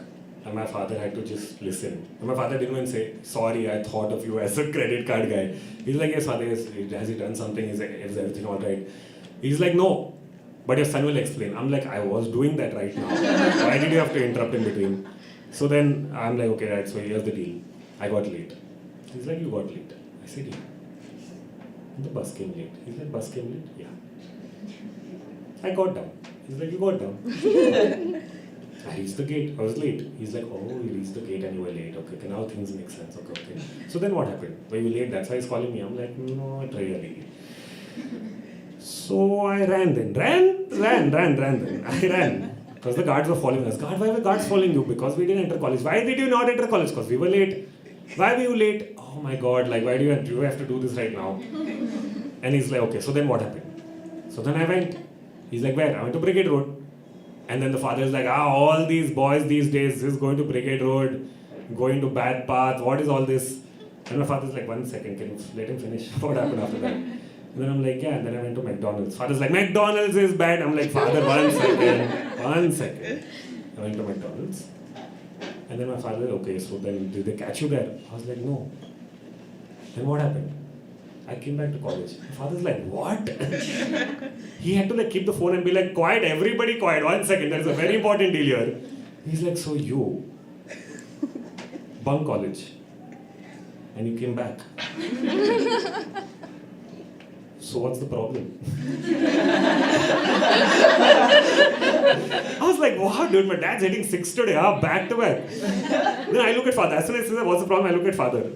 The father's just like a little more. He's like, yeah, but he bunked college and that's wrong. And that's why we're taking this time to talk to you. And my father's like, yeah, but he came back. So he hasn't bunked. And the father's like, no, but he bunked. My dad's like, no, he didn't bunk. And they're having this conversation like 2 kids fighting. And my phone's in the hand, dude. And I'm like, मैं क्या कर रहा हूँ, dude? In दोनों adults के बीच में. I should have just ran away. I should have walked home, dude. Fuck, so much better. So much better. Got a lot of time to introspect about my life instead of this. So then he's doing this. And then all my dad had to end it. He's like, okay, he did a mistake. He's gonna apologize. But you can't do anything. Because he came back. And the father's kept saying something, and my father is like, okay, I need to go. Thank you so much for calling. Bye. And he kept the call. Kept the call. I'm just looking at father. I give it to him. And the father looks at me. He's like, So what are your friends' names? I'm like, father, you can't. You tried that, it didn't work. You can't intimidate me here. And then he had to send me back to class, and I went back to normalcy. And I'll come back and tell you the last part of what actually happened. Okay? We have 3 more people. Thank you for this energy. Keep this energy going. Can we please have Meghna? Meghna's coming, guys. All the way from 3rd row. Clap.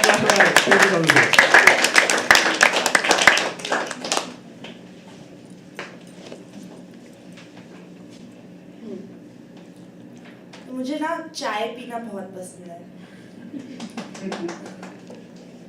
ज़्यादातर अकेले।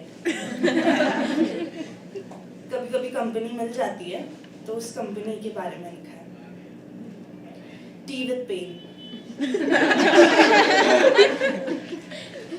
Pain had tea with me, said be honest, and I spilled the tea.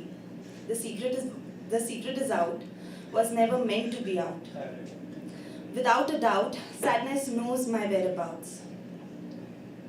Trauma in these fears, I got anger in my tears.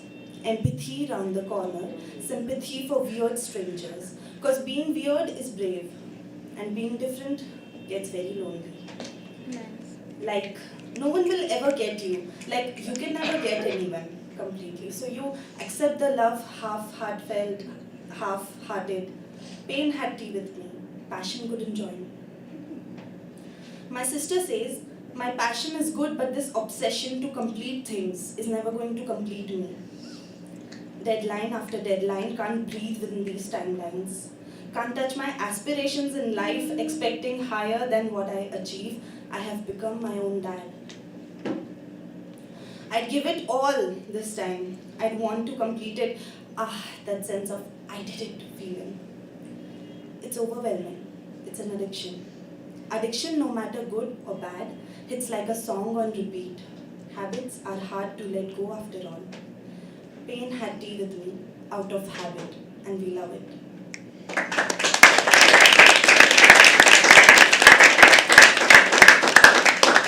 तो मैंने एक rap भी लिखा है,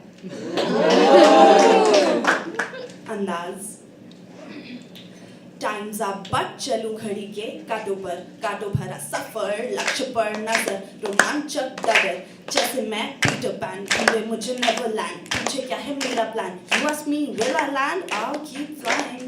Never land, I'll never land. ना ऐसे देख जजी आंखों से, हाँ मैं Medusa इन आंखों में, I'm a journey went to rock, पत्थर to Dwayne Johnson में, पत्थर to Dwayne Johnson में, game in control. Like Cleopatra, fame behind me like I'm Alexander. Tame me, woman, I am wonder, vision, closer to mission. We'll get the impossible, made our mission. Trust in myself in every season. Lots of fun, I want lots of fun. People want fame, think it's lame, where it's game. Easier said than done. Anxiety follows with a gun. क्योंकि परछाई की तरह छोड़े ना पीछा, ठोकर खा के ही तो ठाकुर बनना मैंने सीखा। तो रुपाई करी जहाँ दिल था मेरा टूटा, शब्दों की लहर को फिर मैंने सींचा। झुनझुनाए नाचना अपना अंदाज, क्या डरना क्या सोचता समाज। झुनझुनाए नाचना अपना अंदाज, क्या डरना क्या सोचता समाज। फ्रस्ट्रेशन फन दोनों ही मेरे साथी, फैंटास्टिक बन और है क्या अब बाकी। ग्लास सादा भरा या आधा खाली, सो मेरी जुबानी ग्लास में पानी। तू पी जा जानी, तू पी जा जानी।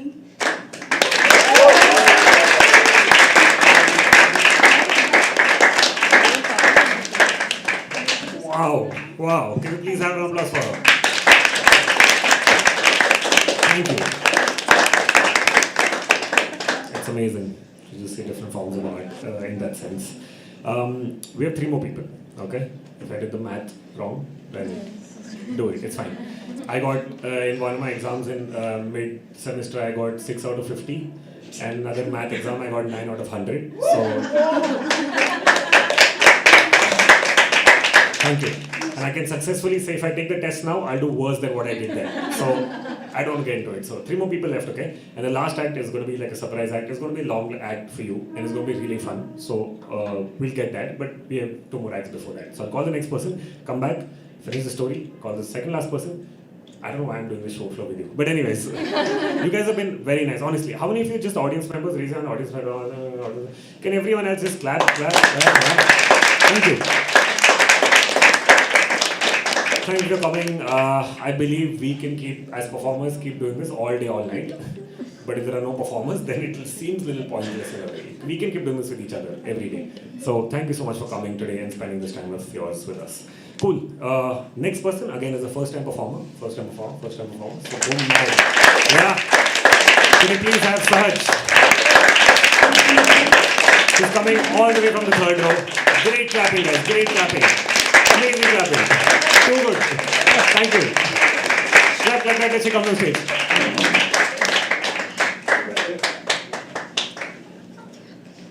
Hi everyone. Okay, this is very intimidating from here rather than from there. So how many of you have seen How I Met Your Mother? Woo! So the title of my poem is Nothing Good Happens After 2 AM, but it's not related to How I Met Your Mother, I promise you that. So there's a trigger warning here, and my piece is about adoption. So if any of you would like to walk out, it would be completely okay. Alright, no one. I'll dive in. It's 2 AM, and this is not one of those sleepless nights with another overthinking session scheduled. Today, I'm keeping myself awake to write. I need to get this off my chest today. I need to be able to put it in writing today. I need to be able to say it out loud that I am adopted. And my parents haven't told me this yet. I'm 23 by the way. I'm not telling you to be sorry for me. I'm not asking for your sympathy. I'm not looking for you to tell me that you understand and that it's okay. I know you don't understand because you do not know that it is okay this moment and the next moment it's not. I don't blame you for not understanding. All I ask of you is for you to listen to me, to listen to the voices inside of my head that keep telling me to confront my parents. I need you to just listen to me. It's not easy knowing who your real parents are and still not be able to call them mom and dad. It's not easy to imagine all of the reasons why your parents haven't told you the truth. It's not easy knowing that your whole life has literally been a lie. All the rebel thoughts juggle inside of my head when I'm being scolded by my parents or when I'm forbidden from doing something. All I can think of is that they don't have the right to do that really. All of the thoughts to say the truth play tic-tac-toe with each other. In the end, I realized that it's too sensitive to be put into words. How would I sew the words together? What would I do after that? How would life change after that? What reaction would I get? How do I tell them that where did I get to know this? How on earth would I ever be able to put it out loud? My mom listened to this one line on television, which she liked a lot. And the line meant that the one who nourishes her child is much more loving and caring than the birth giver. And when she tells me this line, she gets really emotional. I don't get it. I do, but I don't. I try. I really try and get it, but then I don't understand. I don't get how much more damage can the truth do to me than it's already done. I don't get why I'm not told. I don't get why my parents expect me to grow up when I say something silly, but they do not consider telling me the truth. They consider me a delicate child who will not be able to handle what's being thrown. You see, I know you might be thinking that I might not be able to take it, that I might bang doors, I might cry, I might break down. But you know what? It's okay, it really is. Because that would mean that my nourishers finally trust me enough to throw this at me. That they might finally think that I'm supposed to know the real truth of who I am. You see, I already know the truth. How do I tell them that sometimes even their love feels like a lie? How do I take my mind off the fact that they have chosen to keep it hidden from me for this long? I don't think about this all the time. But it's not a piece of information which you hear and then easily chuck it out of your system like the news never existed. I have lived my life in denial. I've hated my life so many times. I've cried endlessly at minor scoldings, thinking that this wouldn't have happened if it were for my real parents. It hurts to even say all of this now. I can't tell you how many waterfalls I've shed, imagining the scene where I would have been handed off to the ones I call my parents today. I got to know this when I was in 3rd standard, and I've kept it with me ever since. It hurts to cry more than I've already cried for years and years now. It hurts, and I get choked thinking of saying all of this out loud. It pains to think that there's a chance that my parents might never ever be able to look me in the eye to tell me the truth of who I'm not told I was, and that it has all been a lie.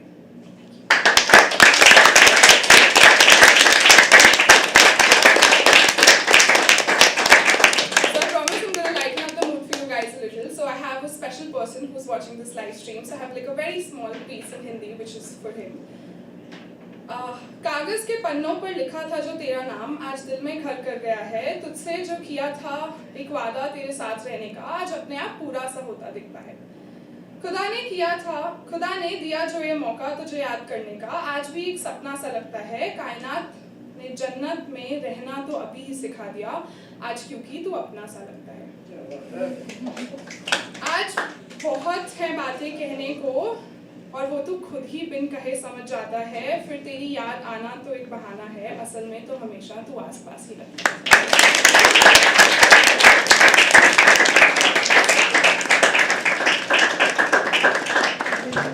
Thank you. First time, yeah.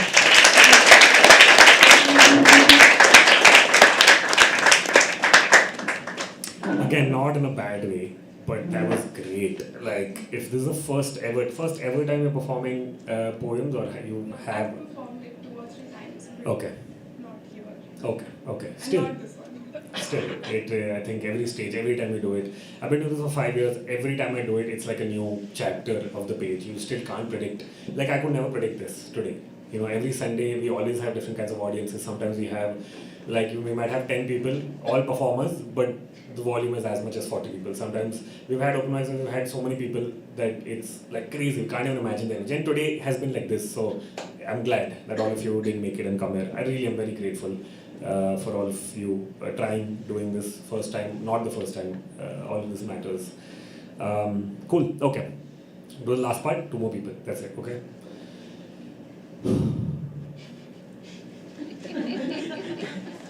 It just took me back. So like, I exited the principal's office feeling great. I was like, wow, Dad managed to kick it out of the park. But I have a feeling maybe he'll kick me out of the park later for doing this. अभी के लिए तो बचा लिया मेरे को, तो वो ठीक है. And then I came back home. My dad was supposed to come late that day because of whatever work. So I was like, okay, he'll come whenever. But I was obviously like thinking of what will I tell him. Like, I've already told him everything. अब इसमें से मैं, how do I make it seem like it's chill? So I waited for him. He came quite late at night, so we couldn't really get to talk, and I passed out, and I woke up in the morning, and it was me and him in the house, and I was leaving for college. So I'm doing my normal stuff, and it's still like I've woken up to a fresh day, so I'm not kind of so much thinking about yesterday. मैं अपना normal कर रहा हूँ कि हाँ college जाना ये करना वो करना. He comes, he sits on a dining table, we're eating breakfast, I'm supposed to go. And then he just smiles and he's like, so what happened then? I was like, see, exactly this is what happened. I told him the whole thing. And usually, like, I think the last time I got yelled by Dad was when I was really young. So I knew he won't yell at me. I knew, like, he'll talk to me. Because my dad loves talking, okay? And if you've been my friend, you know how much I talk. So it all comes down from generation. Anyways. So he loves talking, so he's talking to me about it. He's just like, क्या हुआ, क्या अच्छा ये क्या हो गया, ठीक है, वो सब हो गया. I didn't expect him to do what he did next. He just smiled at me. He removed his wallet. He gave like 500 rupees. And he's like, next time you bunk properly. You're neither this side, neither that side. Why are you trying to do this with your life? He's like, पैसों की कमी थी ना. He's like, I was like, yeah, honestly, if I had 500 and I had to spend the whole day, I would have spent the whole day. Because honestly, that's what you need eventually. My friends obviously will be fun, but he's like, see, that's a problem, right? I was like, yeah. He's like, so keep it. He's like, next time ask if you need to, but don't do this, dude. I don't want to be working in the middle of the day, get a call from your father saying he bunked and he came back, and then I'm like, oh, should I worry, should I not worry? Like, what should I do with this information? It's so bad. And so, yeah, he gave me that, and that's how he basically encouraged me to do it. My other friends who took the metro, they have no idea, dude. 2 other friends of mine got caught before me. I met them in the classroom afterwards. And they were also questioned, they also didn't budge. They also had to call their parents, but their parents fucked their ass because they were like, "Kya ye sab? College kyun ja rahe ho?" And I told them mine, and they were like, "Wow, that's so like I wish we did this." 3 of my friends took the metro, had enough money, bought burgers for each, took the metro, and I was typing there was a metro from point A to point B. They went from point A to point B, ate the burger, came back. It was already afternoon, chilled in McDonald's again for a few hours, and then went home. And then parents got to know nothing about what happened. And here I was like troubling, tired, and not knowing what to do. And yeah, ever since that point, that became chill. That was 11, 12. Degree when we went, they told me 85% attendance hai. You have to, 85 you need to have. 15 you can bunk. So while going home, he just looked at me and he said, "See, I'm not going to tell you how to do college, okay? But you have 15%. As long as you are in that 15%, I don't care. You do whatever you want in that 15%. It's college, go watch a movie, go have fun, go be with friends. But if it goes below 15 and they kick you out of college, then I can't come. And I can't talk to any of your father, because that is also convent college. So like I can't talk to any of your fathers ever again. And I'm never going to pick up unknown calls." And at the end of it, I just said that, "Thank you for everything." Especially the part where he called my father a credit card salesman. I'll never forget that. Cool. Thank you so much for listening. Thank you so much for listening. That's how my dad encouraged me to do that. Cool. I got the last second performer. Okay. You know what to do. Last second. Can we please have us on stage right now? Gladly come on stage.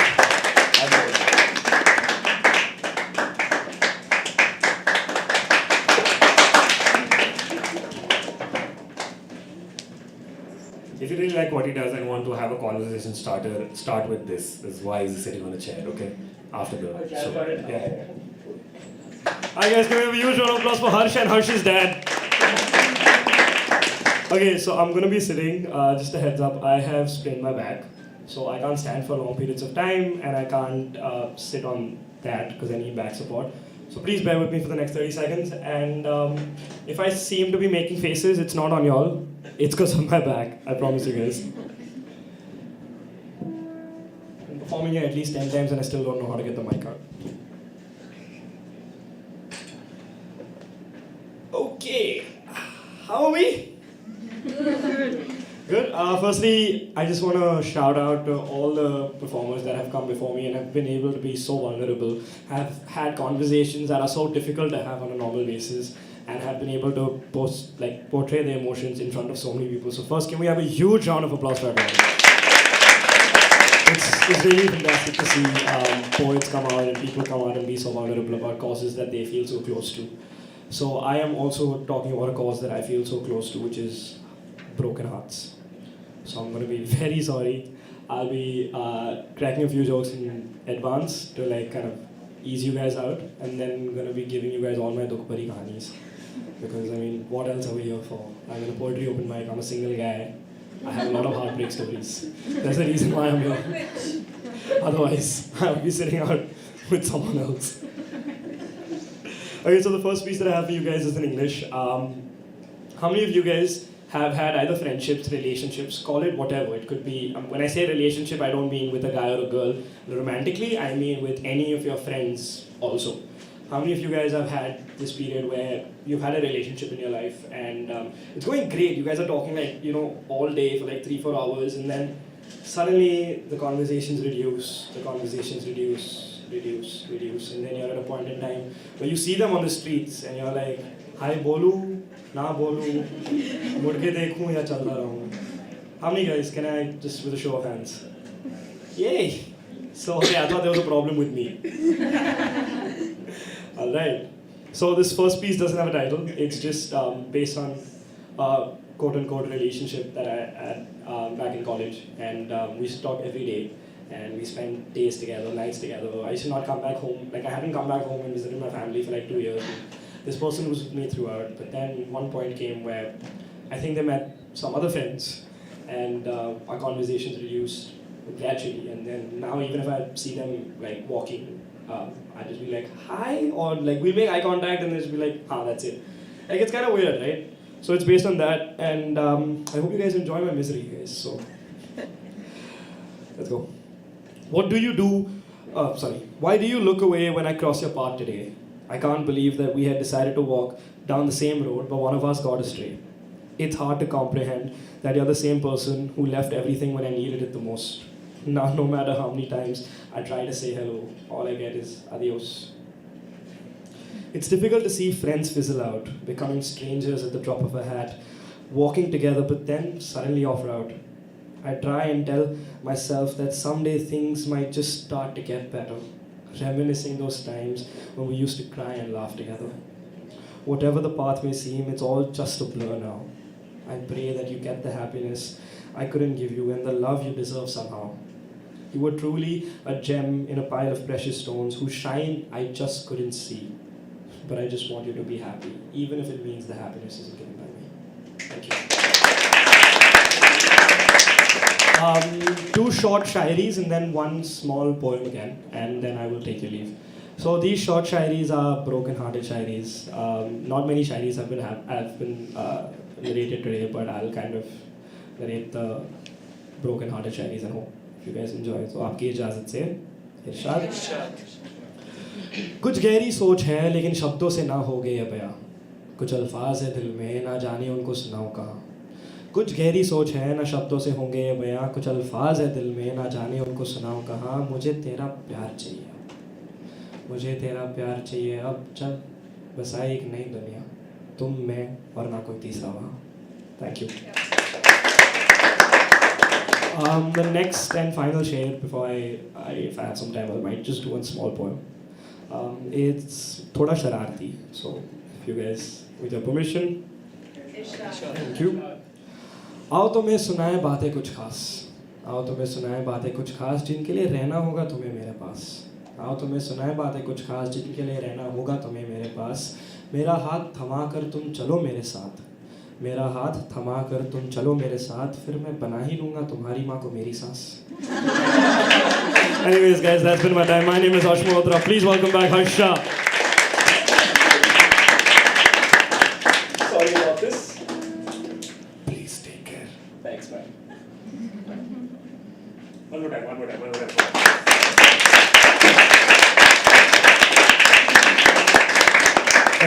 Thank you so much. Thank you so much. How are you guys feeling? Good. Last time at least like 8 people said, this time 3. So I know I'm bad at math, but this much though I can count. So we have a last person now, okay? And she's come all the way from Bhopal, and she's going to be doing a slightly longer set, but all of it is going to be crazy. And I'm very excited to have her here and have you guys listen to her, okay? So when I'm going to call her name, actually before, you know what to do. Go mad. It's the last person for today. Guys, remember this, okay? We may or may not meet again. I don't know. Not like in life. I'm saying crossroads pe. Crossroads, we don't know. We might not. So this is one day we got where all of us were in this room with this energy, okay? So to conclude this event, we have the last performer. So I want all of you guys to call her and let's invite her on stage. Go man. Can you please have Nidhi? Keep clapping.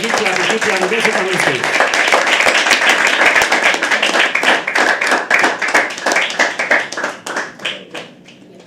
कैसे हैं आप लोग? बड़े ही प्यार से बता दीजिए क्योंकि थक गए होंगे। अच्छा, हम आर्टिस्ट लोग ना थोड़े से सेल्फिश होते हैं। कैसे? मैं अच्छा परफॉर्म करूंगी, आप ताली बजाएंगे, लेकिन आप अच्छा सुन रहे हैं उसके लिए भी आपकी ताली बजाएंगे। तो अपने लिए पहले तालियां बजाएंगे। मैं ना मुंबई पहली बार आई हूँ और मैंने हमेशा सुना था कि मुंबई सपनों का शहर है। तो मैंने जो मुंबई को अपनी नज़रों से देखा उसके लिए मैंने लिखा कि मैंने सुना है लाखों निगाहें हर रोज़ मुंबई में सपने लेकर आती हैं। मैंने सुना है कि लाखों निगाहें हर रोज़ मुंबई में सपने लेकर आती हैं, किसी के पूरे होते हैं तो किसी की नींद खुल जाती है। और मुंबई वालों के लिए, क्योंकि चकाचौंध बहुत है यहाँ, कि इस शहर में हर आदमी इस शहर जैसा हो गया है। इस शहर में हर आदमी इस शहर जैसा हो गया है, ऊपर से चमचमाता है, उतरो कभी दिल की गलियों में हर नुक्कड़ पे सन्नाटा है।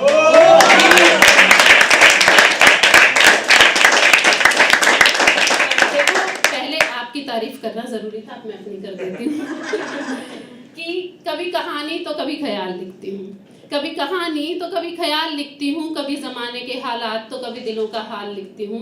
वैसे प्यार मोहब्बत पर ज़्यादा कुछ लिखना आता नहीं मुझे, पर जब जब जहन में ख्याल उसका आता है तो मैं कलम से अपनी बस प्यार लिखती हूँ। अच्छा, यहाँ पर ना ज़माने के हालात बहुत लोगों ने सुनाए, मैं ना दिलों का हाल सुनाने वाली, और मुझे लगता है कि ट्रिगर वार्निंग सबसे ज़्यादा इसके लिए होनी चाहिए, क्योंकि सबसे ज़्यादा दिल टूटे हुए हैं यहाँ पे, बाकी सब चीज़ें फिर भी थोड़े थोड़े रेशो में है ना। तो मोहब्बत जो है, मुझे ऐसा लगता है कि मोहब्बत की ना कोई उम्र नहीं होती है। इश्क एक ऐसा चैप्टर है जो हर उम्र के सिलेबस में आता है, लेकिन उसमें पास हर कोई कहाँ हो पाता है, ठीक है। तो यहाँ पर कुछ लोग होंगे जिनको लगता होगा कि यार आज ये है कल दूसरी है, तो उनके लिए है कि ये 21वीं सदी के लोग हैं साहब, ये 21वीं सदी के लोग हैं साहब, ये 22 को जान कह कर 23 को अनजान हो जाते हैं, कि ये 22 को जान कह कर 23 को अनजान हो जाते हैं और 24 को आपको किसी और ही के साथ नजर आते हैं। और कुछ हमारे जैसे भी हैं बेचारे जो एक ही से जिंदगी भर मोहब्बत करते रहते हैं कि तारीख के साथ अखबार बदलते हैं, तारीख के साथ अखबार बदलते हैं, गीता और कुरान का ज़माना नहीं होता, और कृष्ण के बिना भी केवल कृष्ण से प्रेम करे, मीरा सा हर कोई दीवाना नहीं।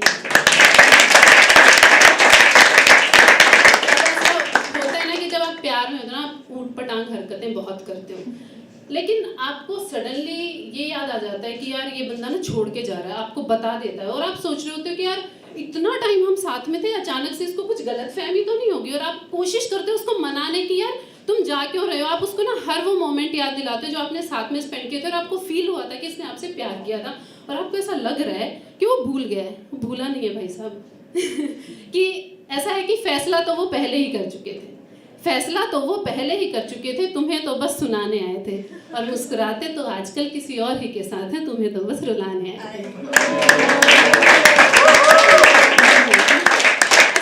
इस मोमेंट पे फिर मैंने एक कविता लिखी, जब सामने वाले को मनाना है कि भाई मत जाओ। तो ऐसा नहीं था कि पहले कभी दिल नहीं टूटा था मेरा, दिल पहले भी टूटा कई दफ़ा, पर इतनी मोहब्बत नहीं हुई थी जितनी इस दिल ने उससे की थी वफा। और अब तुम कहते हो कि भूल जाओ, अरे मुझे जाने से पहले दिल के बिना जीना तो सिखाते जाओ। अब मैंने उसे याद कैसे दिलाया कि तुझे याद है, तू मेरे पास बैठ अपने बचपन की शरारतों के किस्से सुनाता था, तेरे चेहरे पर वो मासूमियत देख मेरा बचपन लौट आता था, और मेरी आंखों में देखते देखते तेरी कॉफ़ी ठंडी हो जाया करती थी, पर तेरे जाने के बाद वो खाली मग देखकर याद भी तो कितनी आया करती थी, जिस पर आज भी लिखा हुआ है that I will always be there for you. पता नहीं झूठा था या सच्चा, पर एहसास तो था, मैं तेरे लिए आम भले तो मेरे लिए खास तो था, और तुझे अंदाज़ा भी नहीं कि उस रात के सन्नाटे में भी कितना शोर था, जिस रात तेरी बाहों में मेरी जगह कोई और था। पर शिकवा तुझसे अब भी कोई नहीं, पर सच ये भी है कि किसी और को खोकर इतना तो मैं रोई नहीं, और इंतज़ार तेरे लौट आने का आखिरी सांस तक रहेगा। इश्क अगर सच्चा है मेरा तो तेरे साथ भी था और तेरे बाद भी रहेगा। मैं राधा या रुक्मिणी तो नहीं जो जन्म जन्म तक तेरे साथ चल सकूं, पर कम से कम मीरा ही बना ले कि मरने से पहले एक बार तो मिल सकता है। काश तू थोड़ा सा और इंतजार कर लेता, काश तू थोड़ा सा और इंतजार कर लेता, और जितना प्यार मैंने तुझसे किया उसका आधा प्यार भी तू मुझसे कर लेता। लेकिन अब भी कुछ नहीं हुआ, रुकना तो था नहीं बंदे ने, लेकिन अपनी तो हमें सेल्फ रिस्पेक्ट रखनी थी। तो लास्ट में मैंने जाते जाते उसे पता है क्या कहा था कि रिझाने वाले बहुत मिल जाएंगे, रिझाने वाले तो बहुत मिल जाएंगे, कमी तुम्हें चाहने वालों की खाली। फिर वो चला गया। अब चला गया तो क्या करें, याद तो आ रही है, वो मूव ऑन कर गया, हमने नहीं किया, तो फिर हम वो बड़े क्रिंज से मैसेजेस भेजते हैं ना, किसको याद आ जाए। तो मैंने उसके लिए लिखा था कि हर शाम के बाद जो आती है मैं वो सहर होना चाहती हूँ, सहर मतलब सुबह, कि हर रात के बाद जो आती है मैं वो सहर होना चाहती हूँ, और तू थक हार कर लौट आना मेरे पास, मैं तेरा घर होना चाहती हूँ।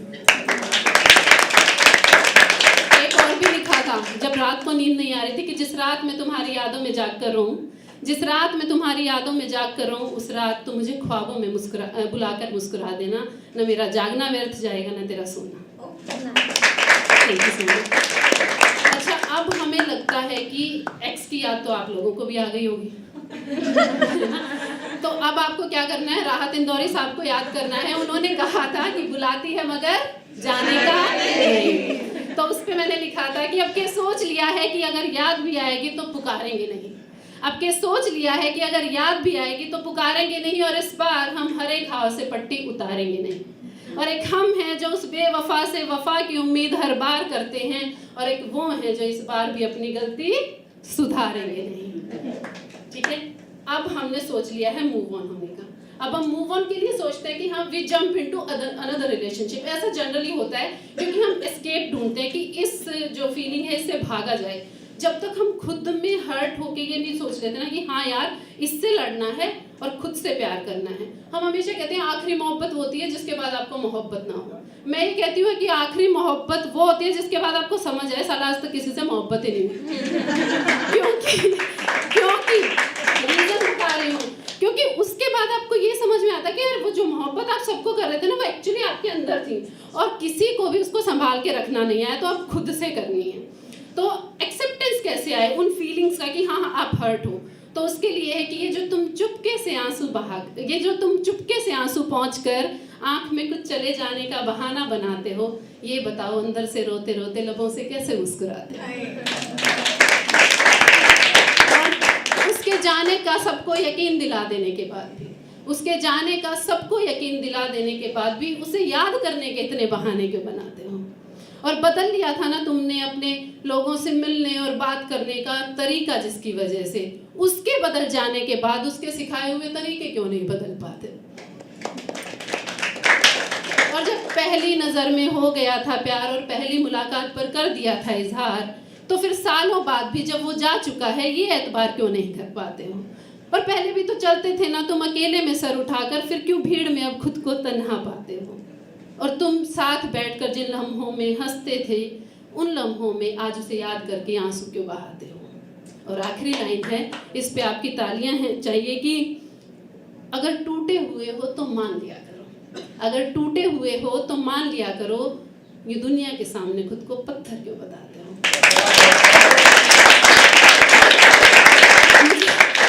मुझे पता है आप सभी का बुरा हाल है, तो आप सभी लोगों के लिए है कि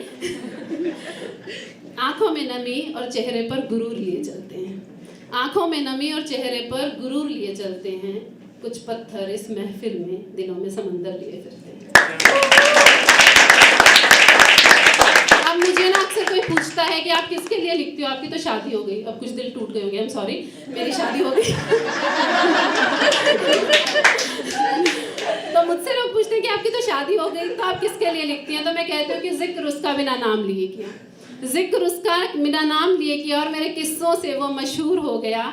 मैंने इश्क ही किया था इबादत की तरह और उसे खुदा होने का गुरूर हो गया।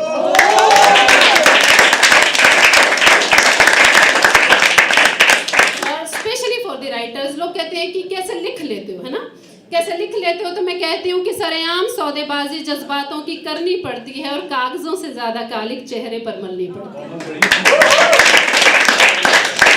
देखो मैंने आपको अपना दिल टूटना बता दिया, मूव ऑन होना बता दिया, फिर उसके बाद क्या हुआ, ये मेरी आखिरी लाइनें हैं, क्लोजर है। इसके बाद आप इसको फील कर पाएं तो सिर्फ तालियां मत बजाइएगा, इसको ना अपनी लाइफ में उतारने की कोशिश कीजिएगा कि वक्त को अपने मैंने कुछ यूं बदल दिया, वक्त को अपने मैंने कुछ यूं बदल दिया उस एक शख्स के छोड़कर जाने के बाद कि सालों बाद उसने भीड़ से मेरा नाम तो पुकारा, पर लोगों की तालियों की गड़गड़ाहट के बीच मेरे कानों तक पहुंच ना पाई इसकी आवाज।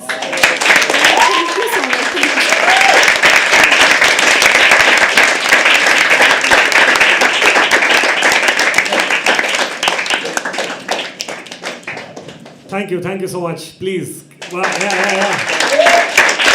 yeah. Thank you. It's like you spoke about almost so many things while talking about a few things that I love it. Thank you so much. Really enjoyed it. Usually, you know what, a lot of poetry open mics, you have a lot of love and heartbreak. Today was very different. Like you captured a lot of it, but I feel like most people were like talking about something else, which is also nice, which is honestly nice, because dude, it's been 5 years. I've heard about all kinds of heartbreaks. I've heard all kinds of love stories. And one more thing I've realized is when, in an open mic, especially poetry open mic, when someone comes and talks about love, usually most audience can empathize and be like, yeah man, this is your story. I'm happy for you that you have, you know, someone to go back to that makes you happy. That's good. The minute someone starts talking about heartbreak, people always are like, that is my story. You are of course talking about mine. It can't be someone else's. Please. You can, whatever. It's an apt description. People feel it so much. When you say people in love, give me a chair, they'll be like, eh. People in heartbreak, give me a full room, dude. It's like, which takes me back to a point where I feel like we should have like a crying open mic. What do you think? Right? We should have a crying open mic where we'll have this space, okay? We'll play the appropriate music. We'll give you tissues. Music is very important, right? To cry. We'll give you tissues. You can get your comforters, if you have a bear, teddy bear, or a play toy, or a pillow, or a certain clothes. I know what. People have different levels of comfort, man. People cry differently. But that's the point. You got to get something that might trigger your crying to a point where you're okay crying. And then we can have a nice open mic. All of us sit together, group crying. Best thing, though. Best thing. Okay? No registration. Everyone is invited. There won't be any performer and audience. Everyone is performer, everyone is audience. Right? Fuck, let's do it, man. Let's do it. Cool. We'll get back. You were saying something, sir? Yeah. Do we have time for one more performance? No, I'm really sorry. We'll have to. I'm really sorry. We'll definitely try. The only way, as of now, okay, the only way to get a slot is to say yes in the comments. We have no other way. People keep texting me like I'm selling it for black. As a good, maybe it's wrong, black one. Like I'm lucky I get this opportunity. That's about it. That's as much as you are, right? So our process is the same. We have open mics on Sundays and Mondays at different times. You can check the Instagram page. I'm sure most of you follow Habitat. If you don't, please do. उसमें post आएगा कि ये तारीख को ये time पे open mic है. Just put a yes on it. Apart from that, I told you it's being streamed. A lot of people did send it to their family and friends. Good. You can take the video, put it on your channel. Give credit. Photos again will come to you in 5 to 6, 7 days max. Will come to you for sure. Don't call me at 6 in the morning, please. Finally, Creative Block Party happening this Wednesday, 2 days later. It's free of event. We have a great lineup. If you need more details on that, talk to me after the event. Apart from that, talk to each other. Have this one. Thank you so much for listening, for being here, for being a part of this. Yeah.